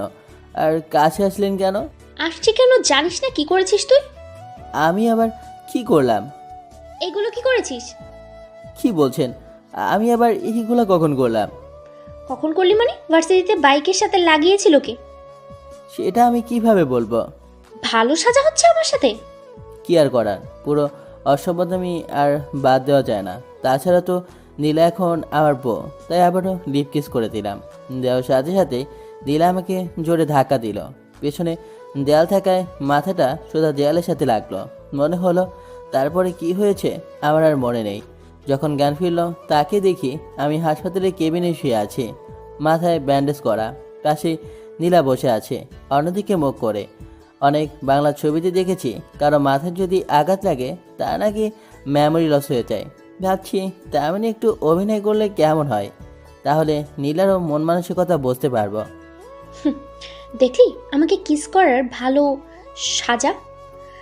হসপিটালে সোজা ভর্তি করা লাগলো। শালির এখনও দেখি দেমাগ কমেনি, কোথায় আমার মাথা ফেটে গেছে। তার জন্য মনের মাঝে একটু ভয় থাকবে, যত্ন নেবে তা না। ঠিক আছে, আমিও কি কম যায় নাকি? মানে কে আপনি? দেখ আমার সাথে অভিনয় করবি না, ঠিক আছে? কে আপনি? আর কি বলছেন এসব? আর আমি কে? কোথায় এটা? আমি এখানে শুয়ে আছি কেন? এমনভাবে বললাম যাতে কোনো সন্দেহ না করে। নীলার মুখের দিকে তাকিয়ে দেখলাম চোখগুলো কেমন যেন বড় বড় করে তাকালো। মনে হয় অবাক হয়েছে। কিছুক্ষণ বাদে আব্বু আসলেন ভেতরে। আব্বুর সাথেও একটু অভিনয় করা দরকার। কেমন ছিল তুই? খাট থেকে পড়ে মাথা ফেটে যায়। এ কি বলে? আমি নাকি খাট থেকে পড়েছি? খাট থেকে পড়লে কি কারো মাথা ফাটে? যাই হোক, বলা যাবে না কি হয়েছিল। এখন কেমন লাগছে তোর? ভালো, কিন্তু কে আপনি? আব্বু দেখলাম অবাক হয়ে তাকালো। একবার নীলার দিকে তাকায় তো আর একবার আমার দিকে তাকায়। মানে ফাজলামি করছিস নাকি আমার সাথে? আমি কিছু বললাম না, যদি আবার সন্দেহ করে। কিছুক্ষণ বাদে ডাক্তার আসলেন। খেয়াল করে দেখলাম এটা সোহাগের বোনের স্বামী। আমার সাথে ভালো পরিচিত আছে তার, বাবাও চেনে তাকে। শফিক, দেখো না সিয়াম কি বলছে, আমাদের কাউকে নাকি চিনতে পারছে না। কথাটা শুনে তিনি একবার বাবার দিকে তাকান তো একবার আমার দিকে। হয়তো সে জানে আমার কিছু হয়নি। সুযোগ বুঝে চোখের ইশারায় বুঝে দিলাম আমি যা বলছি তা সত্যি। আসলে কাকা মাথায় প্রচণ্ড জোরে আঘাত লাগায় ওর কিছু মনে নেই। ভয় পাবেন না, 1-2 মাসের মধ্যে ঠিক হয়ে যাবেন। যাক, ভালোই হলো বাড়িতে নিয়ে আসা হলো আমাকে। মাথা ফাটার কারণ হলেও বিছানায় ঘুমানোর সৌভাগ্য হয়েছে। নীলাও দেখি আমার সাথে তেমন একটা জোর করে না। কেটে গেল 20 দিন। নীলা তো রোজ ভার্সিটিতে যায়, কিন্তু আমার যাওয়া হয় না। জানি না ভার্সিটিতে গিয়ে নীলা কি করে এখন। রাতে শুয়ে আছি, হালকা শীত পড়তে শুরু করেছে। ইচ্ছে করে নীলার গায়ের উপর পা তুলে দিলাম। মনে হলো কোনো পিঁপড়া কামড় দিল। তাড়াতাড়ি পাটা সরিয়ে নিলাম। নীলা আমার দিকে ঘুরে মুখটা কাছে নিয়ে বলল, আমার গায়ে পা দিবি না, ঠিক আছে? তুমি নাকি আমার বউ, পা দিলে কি হয়? অনেক কিছু দিতে না বলেছি তো দিবি না। নীলার ঠোঁটটা আমার মুখের কাছে আছে। ইচ্ছা করছে আজকেও একটা বসিয়ে দিই। বউ, একটা কথা বলি? কি? তোমার ঠোঁট দুটা না খুব সুন্দর, একটা কিস দিই? চুপ, বেশি কথা বলবি না, নাহলে কিন্তু নিচে ঘুমাতে হবে। আমার কিছু না বলে পাশ ফিরে ঘুমিয়ে পড়লাম। সকালে নীলা ভার্সিটিতে চলে গেছে। ভার্সিটিতে যাওয়ার জন্য খুব মন চাইছে, কিন্তু পারছি না, যদি নীলা জেনে যায় সে জন্যে। দুপুরের দিকে খেয়ে দিয়ে শুয়ে আছি। রাফিকে ফোন দিলাম, অনেকদিন ধরে কথা হয় না। কিরে রাফি, কেমন আছিস? সিয়াম, তুই তোর নাকি মেমোরিলস হয়ে গেছে? আরে না। মানে? রাফিকে ঘটনাটা খুলে বললাম। তুইও পারিস বউয়ের নির্যাতন থেকে বাঁচার জন্য শেষে কিনা মেমোরিলসের অভিনয়? কি আর করবো বল, ভার্সিটিতে তো যেমন তেমন, কিন্তু বাড়িতে তো আমার এক মুহূর্ত শান্তিতে থাকতে দেয় না। ভালোই। তা আর কতদিন? দেখি সময় হোক। ও আচ্ছা, রাখলাম। কথাটা বলেই ফোনটা রাখতে পেছনে তাকিয়ে দেখি নীলা ঘরের ভিতরে প্রবেশ করেছে। এ যা, ও আবার আমাদের কথা শুনে নেয়নি তো? যদি শুনে থাকে তাহলে তো আজকে আমার কপালে শুনে আছে। তুমি না, মানে আপনি আজকে এত তাড়াতাড়ি চলে আসলেন কেন? এ যা, আপনি বলে ফেললাম আবার। এখন যদি বুঝতে পারে আমার কিছুই হয়নি তাহলে তো আমি শেষ। সেটা তোকে বলতে হবে? আমি কখন আসবো না যাবো সেটা আমার ডিসিশন। ও, মনে হয় নীলা কিছুই শোনে নাই। যাক, বাঁচা গেল। নীলা দেখলাম শেষ হয়ে রুম থেকে বের হলো। কিছুক্ষণ বাদেই আবার হাজির, হাতে 2টা চায়ের কাপ। বুঝলাম না, এই দুপুরবেলায় চা কেন, আর 2টা কাপই বা কেন? এই নাও, এটা তোমার জন্য। বুঝতে পারছি না এমন করছে কেন। কোনো কিছু না বলে চায়ের কাপটা হাতে নিলাম। চাটা কেমন যেন লাল লাল দেখাচ্ছে। কোনো কিছু না ভেবেই দিলাম চুমুক। মারে, আমার নাক মুখ সব জ্বলেই গেছে। চা না, পুরা মরিচের গুঁড়াই সব। উফ, মুখ দিয়ে লালা বের হচ্ছে ঝালে। আব্বু বাসায় নাই, তাই দৌড়ে নিচে চলে গেলাম। ফ্রিজে কয়েকটা মিষ্টি রাখা ছিল, গপ গপ করে গালের ভিতরে ঢুকিয়ে নিয়ে আস্তে আস্তে খাচ্ছি। জালটা এখন একটু কম লাগছে, কিন্তু নাক আর গলা এখনও জ্বলছে। আস্তে আস্তে আবার রুমে চলে আসলাম। নীলা কাঠের ওপরে বসে আছে, মুখ দেখে মনে হচ্ছে প্রচুরভাবে রেগে আছে। আপনি আমাকে মরিচের গুঁড়া খাওয়ালেন কেন? আমার সাথে অভিনয় করা, তাই না? বলে উঠে আসলো। হাতে দেখি একটা বড়সড় বাটামো আছে। কি বলছেন? আমি এবার কখন অভিনয় করলাম? আর আমার সাথে এমনই বা কেন করছেন? আবার এটা দেখছিস? এটা দিয়ে মেরে সত্যি সত্যি তোর মেমোরি লস করিয়ে দেবো। আমার ভুল হয়ে গেছে, আমি আর চিন্তিত করবো না, মাফ করে দিন। আমি ভয়ে আছি, না জানি সত্যি সত্যি মেরে দেয়। ঠিক আছে, মনে থাকে জানো। থাকবে না, এইভাবে চলা যায় না। সব সময় যা বলবে তাই মেনে নিতে হবে নাকি? আমি এই শেষ দেখে ছাড়বো, কালকে ভার্সিটিতে যেয়ে নেই। আর আব্বুকে বিষয়টা জানানো দরকার। শুধু শুধু এমন অত্যাচার কয়দিন সহ্য হয়? আব্বু আজকে বাসায় আসুক, বলে দিব। জানি সে আমাকে প্রচুর বিশ্বাস করে। আমার কথা তার বিশ্বাস হবেই যে তার ছেলে আর যাই করুক, কোনো মেয়ের ইজ্জত নষ্ট করতে পারে না। নীলা বিছানায় শুয়ে আছে, মনে হয় ঘুমিয়ে পড়েছে। আমি দরজায় উকি দিয়ে আবার নিচে এসে বসে আছি। কিছুক্ষণ বাদে আব্বু আসলেন। কি রে সিয়াম, এখানে বসে আছিস কেন? আর বৌমা কোথায়? উপরে ঘুমিয়ে আছে। ও কিন্তু তোকে এমন দেখাচ্ছে কেন? কি হয়েছে তোর? কিছু না, তোমাকে একটা কথা বলা ছিল। কি বলবি বল। আব্বু, আমার কোনো মেমোরি লস হয়নি। আমি এতদিন যা করেছি সব নাটক ছিল। বুঝলাম না, নাটক ছিল কিন্তু কেন? সেটা পরে বলবো, আগে বলো তুমি তোমার ছেলেকে কতটুকু বিশ্বাস করো? হঠাৎ এই প্রশ্ন, কি হয়েছে তোর? কিছু না, আগে বলো বিশ্বাস করো কি না? হ্যাঁ করি তো, কিন্তু কেন সেটা তো বলবি। আমার কিন্তু ভয় করছে। তোমার কি মনে হয় তোমার ছেলে কোনো মেয়ের ইজ্জত নষ্ট করতে পারে? মানে কি বলছিস এইসব? আমি তো কিছুই বুঝতে পারছি না। আব্বুকে কলেজ থেকে সেই কেস করার বিষয় ও বিয়ের বাড়ির বিষয়টা, নীলার সাথে আমার বিয়ে কিভাবে হয়েছে সব কিছু খুলে বললাম। আব্বু দেখলাম কিছুটা সরে বসলেন, হয়তো কষ্ট পেয়েছেন তিনি। তবুও নিজেকে কেমন সামনে নিয়ে আমাকে বললেন, তাহলে তুই আর নীলা প্রেম করে বিয়ে করিসনি? না। এই ঘটনাটা এতদিন কেন বলিসনি আমায়? তুমি কষ্ট পাবে বলে আর বলা হয়নি। তুই এখানেই থাক, আমি নীলার সাথে কথা বলে আসি। তুমি ওকে কিছুই বলবে না, যা বলার আমি বলবো। কিন্তু শুধু এতটুকু বিশ্বাস রেখো যে আমি খারাপ কিছু করব না। দুজনের কথা শেষ হতে নীলা এসে হাজির হলো। বাবা, আপনি কখন আসলেন? এই তো কিছুক্ষণ হলো। ও সিয়াম, তুমি আমাকে ডাক দিবা না? আসুন, আপনার খাবার বেড়ে দিচ্ছি। সিয়াম, তুমিও বসো। তিনজনে খাবার খেয়ে নিলাম। রুমে এসে খাটের উপর বসে আছি। নীলা আসলো কিছুক্ষণ বাদে। এই, আবার খাটের উপরে কেন? নাম বলছি। আমার খাট, আমি নামবো না কি করব সেটা আমার ব্যাপার। আচ্ছা, আমি এখনই গিয়ে বাবাকে বলছি। তার দরকার পড়বে না, আমি বলে দিয়েছি। মানে কি বলছিস? আপনি এখন যা বলতে চাচ্ছিলেন আব্বুকে। কি? এমনভাবে বললো যেন অবাক হয়েছে। এই, তোকে কে বলতে বলেছে? কলারটা ধরে, তবে এবার মুখটা যথেষ্ট পরিমাণ দূরে আছে। তো কি করব? রোজ রোজ আপনি আমাকে ভয় দেখাবেন, আর যা করতে বলবেন তাই করব ভেবেছেন? হ্যাঁ করবি, আমি যা বলবো তোকে তাই করতে হবে। মামা বাড়ি আবদা নাকি?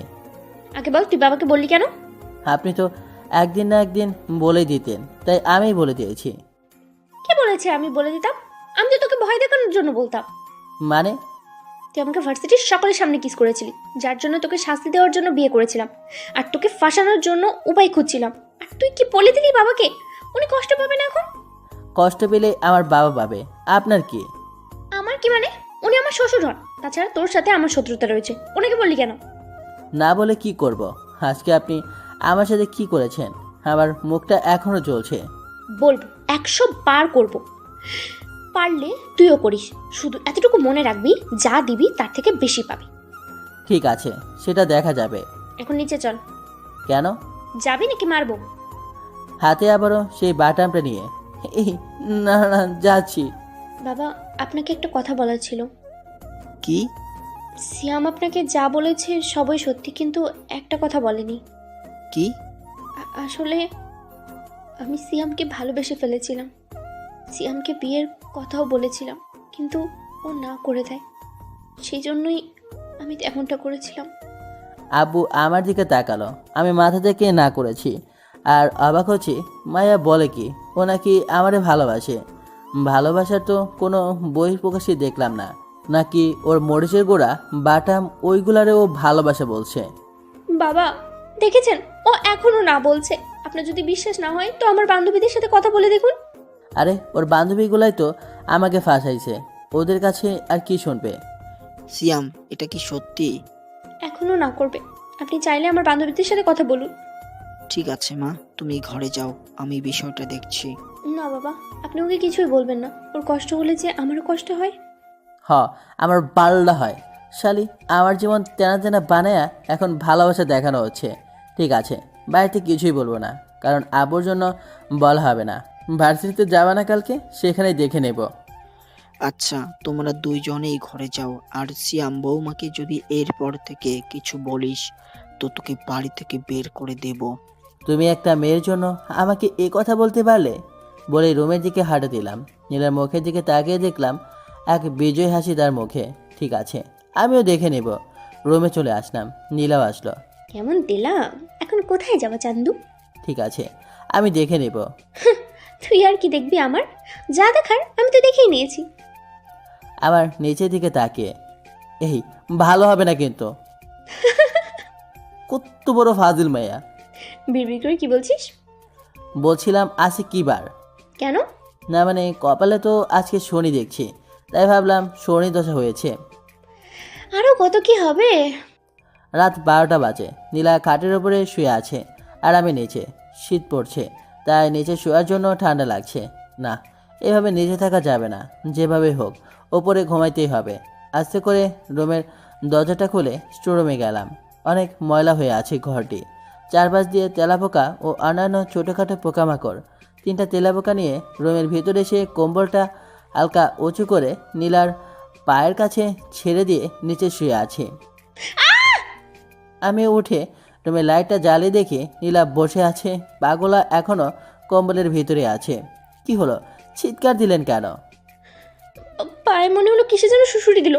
বলেই আবার চিৎকার দিয়ে দাঁড়িয়ে পড়লো। তেলাপোকাগুলো যেন মুক্তি পেল, উড়ে দেয়ালের সাথে বসে পড়লো। কি সামান্য তেলাপোকা দেখে ভয় পান? আমি ভয় পাই না, হঠাৎ করে তাই মনে হলো। কিন্তু তেলাপোকাগুলো আসলে কোথা থেকে? খাটটা পুরনো হয়ে গেছে তো, তাই মনে হয় তেলাপোকা বাসা করেছে। কি? কেন, ভয় পেলেন নাকি? না, আমি ভয় পেতে যাব কেন? ঠিক আছে, তাহলে শুয়ে পড়ুন, আমি লাইটটা বন্ধ করে দিই। এই না। কেন ভয় পাচ্ছেন? মাথাটা নাচিয়ে সায় দিল। আসলে হঠাৎ করে তো, তাই ভয় লেগেছে।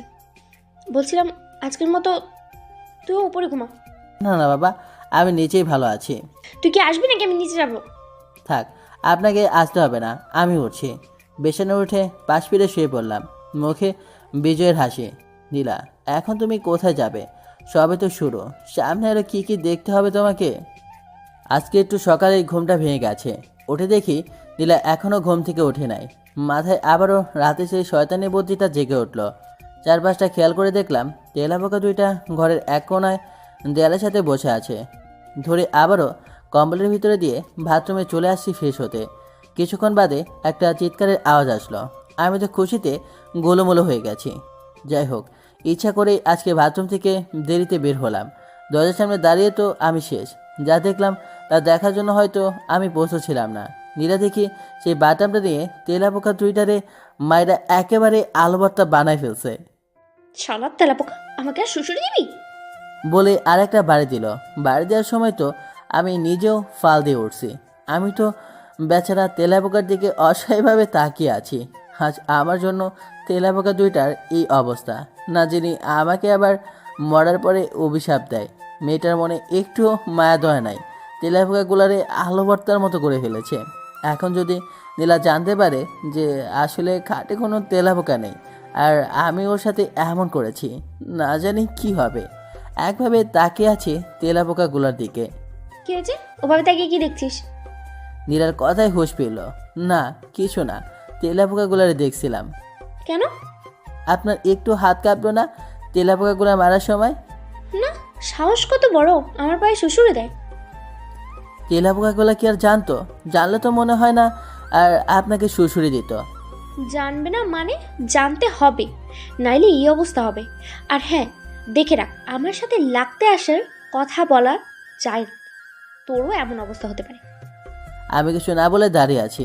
সত্যি বলতে ভয় করছিল। কেমন মেয়েরে, কোনো বিশ্বাসই নেই, বাড়িতে চুপচাপ সব কিছু সহ্য করে যাই ভালো। আচ্ছা আমি ভার্সিটি যাব, থাকেন। তোরে ধরে রেখেছে কে? বলেই বাড়ি থেকে বের হয়ে আসলাম।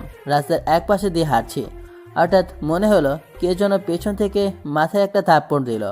মাথায় হাত দিয়ে পেছনে তাকাতেই পাশ দিয়ে বাইক চলে গেল। খেয়াল করে দেখলাম নীলা বাইকের পেছনে বসে আছে আর আমার দিকে তাকিয়ে মুখ বাঁকিয়ে চলে গেল। ঠিক আছে, ভার্সিটিতে তো আমিও যাচ্ছি, তখন না হয় দেখে নেব। রাফিকে ফোন দিলাম। কি রে, কই তুই? ভার্সিটিতে। গেটের সামনে দাঁড়া, আমি আসছি। ভার্সিটির কাছে আসে দেখি রাফি দাঁড়িয়ে আছে, পাশে নিলয়। ভাই আপনি কেমন আছেন? আর কই ছিলেন এতদিন? আর বলো না, সে এক বিশাল বড় ইতিহাস। তো বলো, কেমন আছো? ভালো আছি, কিন্তু নীলা তো আমাদের অতিষ্ঠ করে তুলছে। কেন, কি হয়েছে? আর বললেন না ভাই, আপনাকে একটা ছবি দেখানো ছিল। কি ছবি দেখি? নীলার ফোন বের করে আমাকে দেখালো, যেখানে নীলার বান্ধবী সোমায়া একটা ছেলের সাথে গম্ভীর চুম্বনে আবদ্ধ। এই ছবি তুমি কোথায় পেলে? সেদিন ক্যাম্পাসের পিছনে যে বাগানটা আছে ওইখানে ঘুরতে গিয়ে দেখছিলাম, আর সুযোগ বুঝে ছবিটা তুলে রাখছি। বেশ ভালো কাজ করেছো। ছবিটা তুমি আমার মোবাইলে দিয়ে সোমায়াকে খুঁজে বের করো। কেন? আরে সেটা পরে দেখতে পারবে, দাও। নীলের কাছ থেকে ছবিটা নিয়ে সোমায়াকে খুঁজতে লাগলাম। দেখি নীলের কাছ থেকে দূরে দাঁড়িয়ে ফোনে কারোর সাথে কথা বলছে। আমি সামনে গিয়ে ওর সামনে আমার মোবাইলে যে ছবিটা আছে সেটা ধরলাম। ও দেখলাম আমার দিকে চোখ বড় বড় করে তাকালো। তোমার সাথে কথা আছে, ওই দিকে আসো। সোমায়া আমার পেছন পেছনে আসলো। কেমন আছো?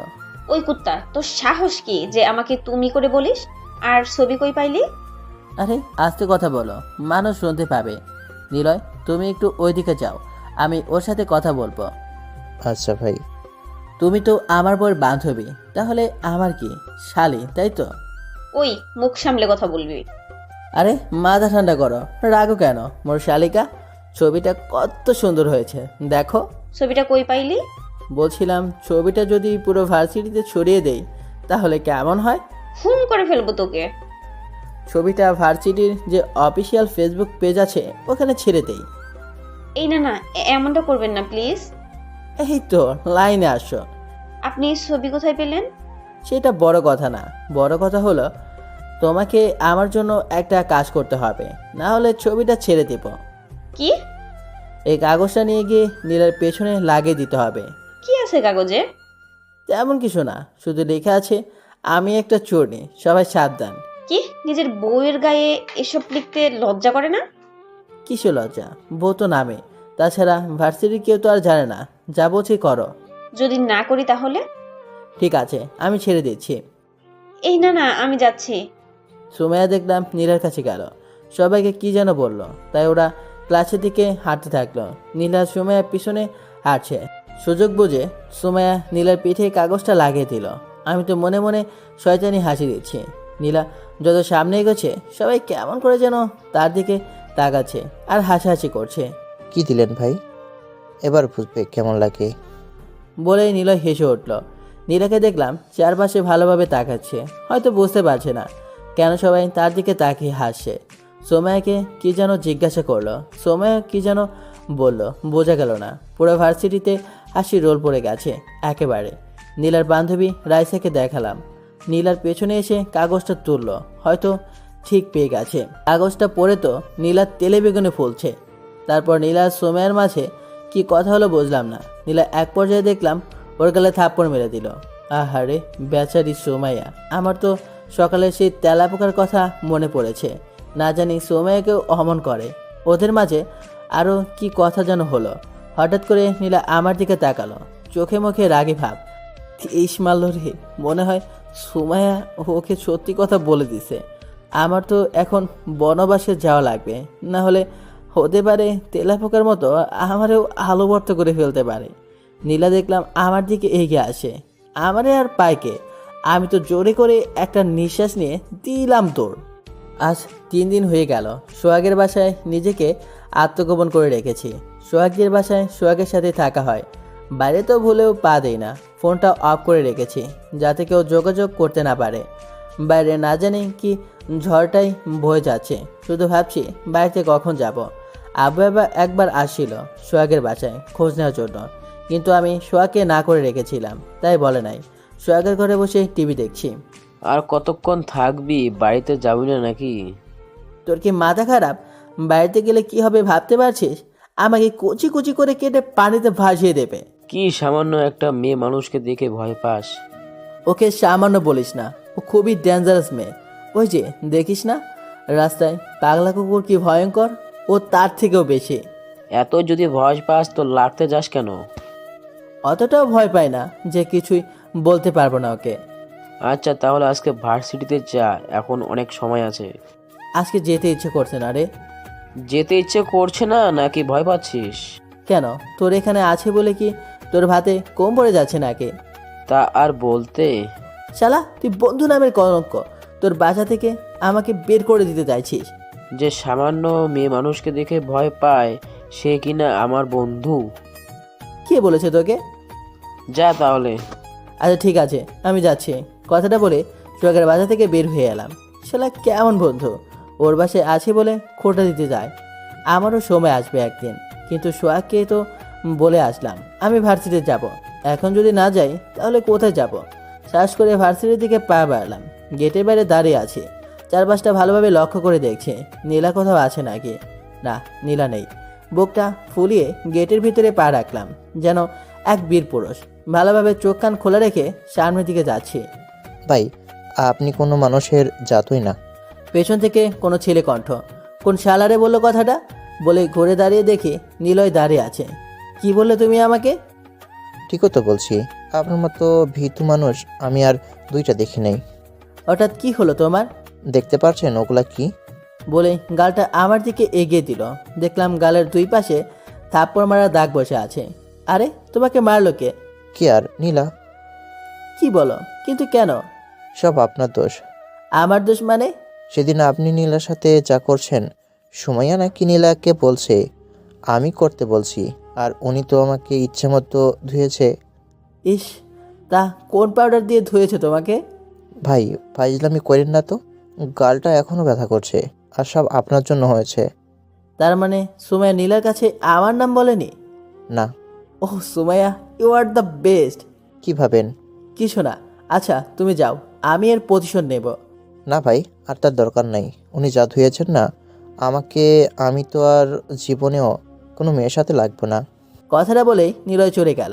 যাক বাবা, সোমায়া তাহলে নীলাকে সত্যিটা বলেনি। শুধু শুধু ভয় পাচ্ছিলাম। মিমকে দেখলাম গেট দিয়ে আসে। আরে সিয়াম, কেমন আছো? ভালো, তুমি কেমন আছো? ভালো। তুমি নাকি নিখোঁজ হয়ে গিয়েছো, এমনটা রাফি বলল। আরে না, আমার বন্ধুর বাসায় ছিলাম।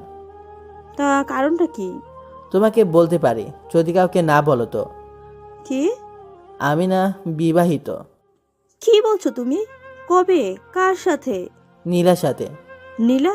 কোন নীলা? আমাদের ভার্সিটির? মিমকে দেখলাম চোখ দুটা বড় বড় করে তাকালো। বলো কি? কিভাবে? তোমাকে তো দেখি সব সময় ওর সাথে ঝগড়াই করতে। সে এক বিশাল ইতিহাস। তাহলে সংক্ষিপ্ত আকারে বলো। মিমকে সমস্ত বিষয়টা খুলে বললাম। কি বলছো? প্রতিশোধ নেওয়ার জন্য একটা মেয়ে তোমাকে বিয়ে করছে? হুম। তুমি কিছু বলতে পারো না? ভার্সিটিতে তো দেখি খুব লাগো। ভার্সিটি আর বাড়ি আলাদা, এই জন্য। বিশাল সমস্যা। তবে আমার কাছে একটা উপায় আছে।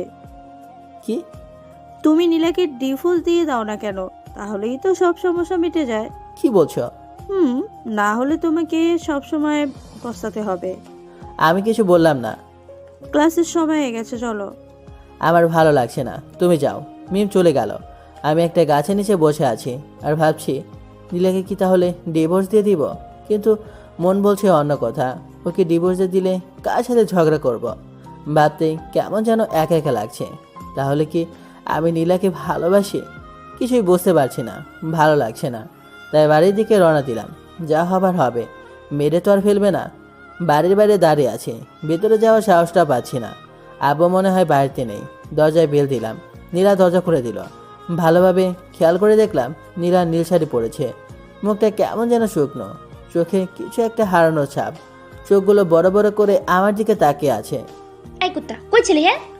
কথাটা রেগে বললেও গলার স্বরটা আলাদা, যেখানে মনে হয় অনেক মায়া জমে আছে। নীলা আমার কলারটা ধরে আছে। কি হলো বল, কোথায় ছিলি 3 দিন? আমি কিছু না বলে হাতটা ছাড়িয়ে চুপচাপ রুমে চলে আসলাম। কি হলো, কথা বলছিস না কেন? কি বলবো? কোথায় ছিলি 3 দিন? তা জেনে আপনি কি করবেন? আমি কি করবো মানে? আমার কত চিন্তা হচ্ছিল তুই জানিস? আমার জন্য আপনার কোনো চিন্তা করতে হবে না। তাছাড়া আপনি তো মনে হয় এটাই চান যে আমি আর এ বাড়িতে না থাকি। চুপ, বেশি কথা বলবি না। ওই দিন ভার্সিটি থেকে তোর দিলি কেন? এমনি হঠাৎ করে কি যেন মনে পড়ে গিয়েছিল, তাই। মিথ্যা বলার কি দরকার বল? আমাকে দেখে ভয় পেয়েছিস? যা ভাবেন তাই। নীলার কিছু বলো না। বিকেলের দিকে আব্বু বাড়িতে আসলো।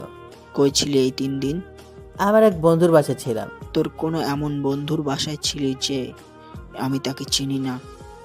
নতুন বন্ধু, ওকে তুমি চেনো না। ভালো কথা, একবার ফোন দিয়ে তো বলতে পারতি। মোবাইলে চার্জ ছিল না। কেন, চার্জ দেওয়া যায় না মনে হয়? আব্বু আরো অনেক কিছু বলল, আমি আর কিছু বলিনি। রাতে খাবার খেয়ে রুমে এসে নিচে বিছানা করছি। এই ঠান্ডার ভিতরে নিচে থাকার দরকার নেই, চাইলে উপরে আসতে পারিস। না, নিচেই ভালো আছে। অনেকক্ষণ ধরেই দেখছি তুই আমার সাথে তেড়াভাবে কথা বলছিস। কখন বললাম? তুই কি উপরে আসবি না তোর মাথা ফাটাবো? ফাটিয়ে দিন। কে না করেছে আপনাকে? আমি তো খেলার পুতুল। আপনি যখন যা বলবেন তাই তো করতে হবে। তার থেকে ভালো মাথাটা ফাটিয়ে দিন, যদি এর থেকে একটু রেহাই পাই। নীলা কিছু বলল না, বাটামটা হাত থেকে রেখে দিল। আমার দিকে চোখগুলো বড় বড় করে তাকিয়ে আছে, কিন্তু আজ চোখের মাঝে কোনো রাগের চিত্র দেখা যাচ্ছে না। কি হয়েছে এটা তোর, বলবি আমাকে? যাই হয়েছে না কেন, আপনি জেনে কি করবেন? বলবি তো, যদি কিছু করতে পারি। আমাকে ডিভোর্স দিতে পারবেন? নীলা কিছু বলো না, চোখগুলো শুধু বড় বড় করে তাকিয়ে আছে আমার দিকে। আমি আর কিছু না বলে পাশ ফিরে নিচে শুয়ে পড়লাম। আমি ডিভোর্স দেই আর তুই শান্তিতে থাকবি, তাই না? তা তো আর হতে পারে না। জানতাম পারবেন না, শুধু শুধু জিজ্ঞাসা করলেন কেন? নীলাকার কিছু বলতে শুনলাম না। যাক, ভালোই হলো। ডিভোর্স দিলে অন্তত শান্তিতে তো থাকতে পারবো। কিন্তু একটা বিষয় এখনো বুঝতে পারছি না, নীলা কেন উপরে শোয়ার জন্য বলল, আর চোখে মুখেও আগের মতো তেমন রাগ নেই। কেমন যেন মায়া কাজ করছে, কিছুই বুঝতে পারছি না। মাথাটা কাজ করছে না। ধুর, ওকে নিয়ে এত ভাবছি কেন? তার থেকে ঘুমিয়ে পড়ে ভালো। সকালে ঘুম থেকে উঠে দেখি নীলা বিছানাতে নেই। না থাকলে কি বলা যায় না, নতুন কোনো ফোন দিয়ে আসছে আমার জন্য। রাতে নীলাকে কিছু বলেছি, ভাবতে কেমন যেন লাগছে। যদি আবার আব্বুর কাছে বলে দেয় তখন। যাই হোক, ঘুম থেকে উঠে বাথরুমে চলে গেলাম ফ্রেশ হওয়ার জন্য। ফ্রেশ হয়ে বাইরে বেরিয়ে দেখি নীলা ঘরের ভিতরে আসে, হাতে 2টা চায়ের কাপ। না জানি আবার সেই মরিচের গুঁড়া মিশিয়ে এনেছে। না বাবা, আজকে তো আমি মরে গেলেও চা খাবো না। কি হলো, অমনভাবে তাকিয়ে আছো কেন? বাহ, সেদিনের মতো তুমি করে বলছে, নিশ্চয়ই কোনো ঘাবলা আছে। কি হলো, অমন করে তাকিয়ে আছো কেন? না কিছু না বলে মাথাটা নিচু করে খাটের কাছে গিয়ে দাঁড়ালাম। এই নাও, তোমার জন্য চা বানিয়ে এনেছি। আমি চা খাই না। কে বলছে? নাও খাও বলছি। না, খাবো না। খাবি নাকি জোর করে খাওয়াবো? কেন খাবো? মরার জন্য নাকি? মানে? আমার এখনো মনে আছে সেদিনের কথা। নাক মুখ জ্বলে একেবারে মরে যাওয়ার উপক্রম। আজকে সত্যিই চা বানিয়ে নিয়ে এসেছো। তবুও আমি খাবো না। আচ্ছা, আমাকে একটু খুলে বলবে কি হয়েছে তোমার? কিছুই হয়নি। কি হবে? যা হবার তা তো আগে থেকে হয়ে আছে। মানে কি বলছো তুমি? আমি তোমাকে বেশি জ্বালাতন করি? না, আদর করেন। কি হয়েছে তোমার? কালকে থেকে দেখছি আমার সাথে কেমন হেয়ালিপনা করে কথা বলছো। তো কি করব? আপনি আমার জীবনের সব শান্তি কেড়ে নিয়েছেন। আপনার জন্য না বাড়িতে না ভার্সিটিতে শান্তিতে থাকতে পারি। সব আমারই দোষ। কেন যে সেদিন লাগতে গেলাম? রাফি ঠিকই বলেছিল, লাগিস না, না হলে তোর জীবন তেজপাতা হয়ে যাবে। খাটের উপরে বসে হাত দুইটা দুই পাশে ভর দিয়ে কথাটা বললাম। তো কেন এসেছিলে লাগতে? লাগতে না আসলে তো আর আমার জীবনটা এমন হতো না। জানি ভুল হয়ে গেছে, ডিভোর্স দিয়ে দিলেই আপনিও শান্তিতে থাকতে পারবেন, আর আমিও। নীলা দেখলাম কিছু না বলে চায়ের কাপ দুইটা হাতে নিয়ে দরজার সামনে দাঁড়িয়ে আছে। কি বলছো এসব? তুমি কি জানো তোমাকে ছাড়া আমি এক মুহূর্ত থাকতে পারবো না? তা কেন পারবেন? কারণ সবসময় আমাকে জ্বালিয়ে তো আপনার শান্তি। কথাটা বলেই বাড়ি থেকে বের হয়ে গেলাম। অনেকদিন হলো রেস্টুরেন্টে যাওয়া হয় না, তাই বাড়ি থেকে বের হয়ে সোজা আজকে রেস্টুরেন্টে চলে এসেছি। কি রে সিয়াম, তুই? কেন আসতে পারি না? সেটা না, ভার্সিটিতে যাসনি আজকে? না, কেন? ভালো লাগছে না তাই। আব্বুর সাথে সারাদিন রেস্টুরেন্টে কাজ করেছে, বিকাল হয়ে গেছে। প্রতিদিনের মতো আব্বু বাড়িতে যাওয়ার জন্য প্রস্তুতি নিচ্ছে। সিয়াম চল। না আব্বু, তুমি যাও, আমি পরে আসবো। কেন? সেই সকাল থেকে আসছিস বাড়িতে, চল। বললাম তো তুমি যাও। বলতো সিয়াম, কি হয়েছে তোর? কি হবে? কিছুই হয়নি, তুমি যাও। ঘড়ি কাটায় তখন 10টা বাজে, এখনও রেস্টুরেন্টে বসে আছে। বাড়িতে যাবার কোনো ইচ্ছে নেই। কি হবে বাড়িতে গিয়ে? আবার নীলা সেই কাণ্ড, ক্যাশে বসে আছি আর বিল করছি। আরে সিয়াম, তুমি এখানে? মাথাটা উঠিয়ে দেখি মিম দাঁড়িয়ে আছে। আরে মিম, তুমি এত রাতে এখানে কি করো? হ্যাঁ, রাতের জন্য কিছু খাবার নিতে আসছিলাম। আব্বু আম্মু বাড়িতে নেই তো, কিন্তু তুমি এখানে? আমাদের রেস্টুরেন্ট। ওয়াও, আগে কখনো বলনি তো। আমি মাঝে মাঝেই আসি, তোমাকেও তো দেখি না। আমি তেমন একটা আসি না। আচ্ছা, রাগ না করলে দুজনে একসাথে ডিনার করি। রাগ করবো কেন? আমরা তো বন্ধু, তাই না? মিম আর আমি টেবিলে বসে খাবার খাচ্ছি। তারপর বলো, তোমার আর নীলার কি খবর? ধুর, ওর কথা আর বলো না তো। ওর জন্যই এখনো বাসায় যায়নি। কেন, ভয় পাও নাকি? আর আমি যে একসাথে ডিনার করছি সেটা নীলা যদি জানতে পারে কি হবে? কি হবে? কিছুই না। তাছাড়া আমি কি ওকে ভয় পাই নাকি? সিয়াম, পেছন থেকে কেউ একজন বলে উঠল। তাকেই দেখে নীলা দাঁড়িয়ে আছে আর রাগে পড়ছে। বলতে না বলতেই হাজির। মিম কথাটা আস্তে করে বলল, চুপ করবে একটু? তুই আজকে বাড়িতে আসবি না, তুই কুচি কুচি করে কাটবো আমি। কথাটা বলেই নীলা চলে গেল। বুঝলাম না নীলা রেস্টুরেন্টে আছে কেন। না জানি আছে কবলে কি শনি আছে। আমি তো আজকে রাতে আর বাড়িতে যাব না। মিম দেখলাম সামনে বসে হাসছে। আজকে তো মনে হয় নীলা তোমাকে ছেড়ে দেবে। ধুর, কিছু বললো না তো। নীলা যাবার পরপরই দেখলাম আব্বুর ফোন। কি রে সিয়াম, কই তুই? রেস্টুরেন্টে। কত রাত হয়েছে, তাড়াতাড়ি বাড়িতে আয়, নীলা তোর জন্য চিন্তা করছে। বুঝলাম না কিছু। নীলা আবার বলে দেয়নি তো আব্বুকে? জানি না। বাড়িতে চলে আসছি। রুমে এসে দেখি নীলা খাটের উপরে মাথা নিচু করে বসে আছে। আমি আসতেই মাথাটা উঁচু করে তাকালো। খেয়াল করে দেখলাম চোখের কোণে পানি জমে আছে। ওই মিমের সাথে তোর কি? কথাটা বলে আমার কড়াটা ধরে দেয়ালের সাথে ঠেসে ধরলো। আহ, ব্যথা লাগছে তো। লাগুক বল, ওই মেয়ের সাথে তোর কি? তো কি করব? বাড়িতে এসে আপনার এমন নির্যাতন সহ্য করব? হ্যাঁ করবি, তাই করবি, তবু ওই মেয়ের সাথে যেতে পারবি না। ব্যথা লাগছে, ছাড়ুন। তুমি কি বোঝো না আমি যে তোমাকে ভালোবাসি? কোনটা ভালোবাসা? প্রতিদিন আমাকে নির্যাতন করা, এটাকে বলছেন? হ্যাঁ, এই নির্যাতনের মাঝে কখন যে তোমাকে ভালোবেসে ফেলেছি তা নিজেও জানি না। জানো, এই 3 দিন যখন তুমি আমার সাথে ছিলে না, তখন তোমাকে অনেক মিস করেছি। বুঝতে পেরেছি যে তোমাকে ছাড়া আমি থাকতে পারবো না। আমি কি করে মানবো যে এটা আপনার নতুন কোনো ফোন দি না? কি করলে বিশ্বাস করবে যে আমি সত্যি তোমাকে ভালোবাসি? যদি তোমার ওই ঠোঁটের ভাগ প্রতিদিন দাও আর আমাকে না জ্বালাও, তাহলে জানি কখনই করবে না। ভেবেচিন্তেই বলেছি। ঠিক আছে, লাইট অফ করো। আমি তো অবাক। বলে কি লাইট অফ করবো কেন? তাহলে কি নীলা সত্যি ভালোবাসে নাকি? নাকি লাইট অফ করে সে বাটাম দিয়ে ভালোবাসা নিবেদন করবে? কি হলো, দাঁড়িয়ে আছো কেন? না না, লাইট অফ করার কোনো দরকার নেই। বুঝছি আপনি আমাকে খুব ভালোবাসেন। কি বুঝছো, নেবে না ভাব? না বাবা, দরকার নেই, আমি ভালো আছি। তুমি করবে না? না। করবে না তো? বললাম তো না। ঠিক আছে, দাঁড়া, তোমাকে দেখাচ্ছি। বলে লাইট অফ করতে গেল। আহ, লাইট জ্বালান, আমার ভয় করছে। অনুভব করলাম নীলা আমার বাম গালে হাত রাখলো। না জানি ডান হাতে সেই বাটামটা আছে। পুরো কথাটা বলার আগেই এইভাবে কেউ কিস করে? আর একটু হলে তো মরেই যেতাম। তাই না? তাহলে তো আজকে তোমাকে মেরেই ফেলবো। আমাকে ছাড়া অন্য মেয়ের সাথে ডিনার করা, তাই না? লাইট অফ রয়েছে, আপনারা আর কি দেখবেন? জানগা।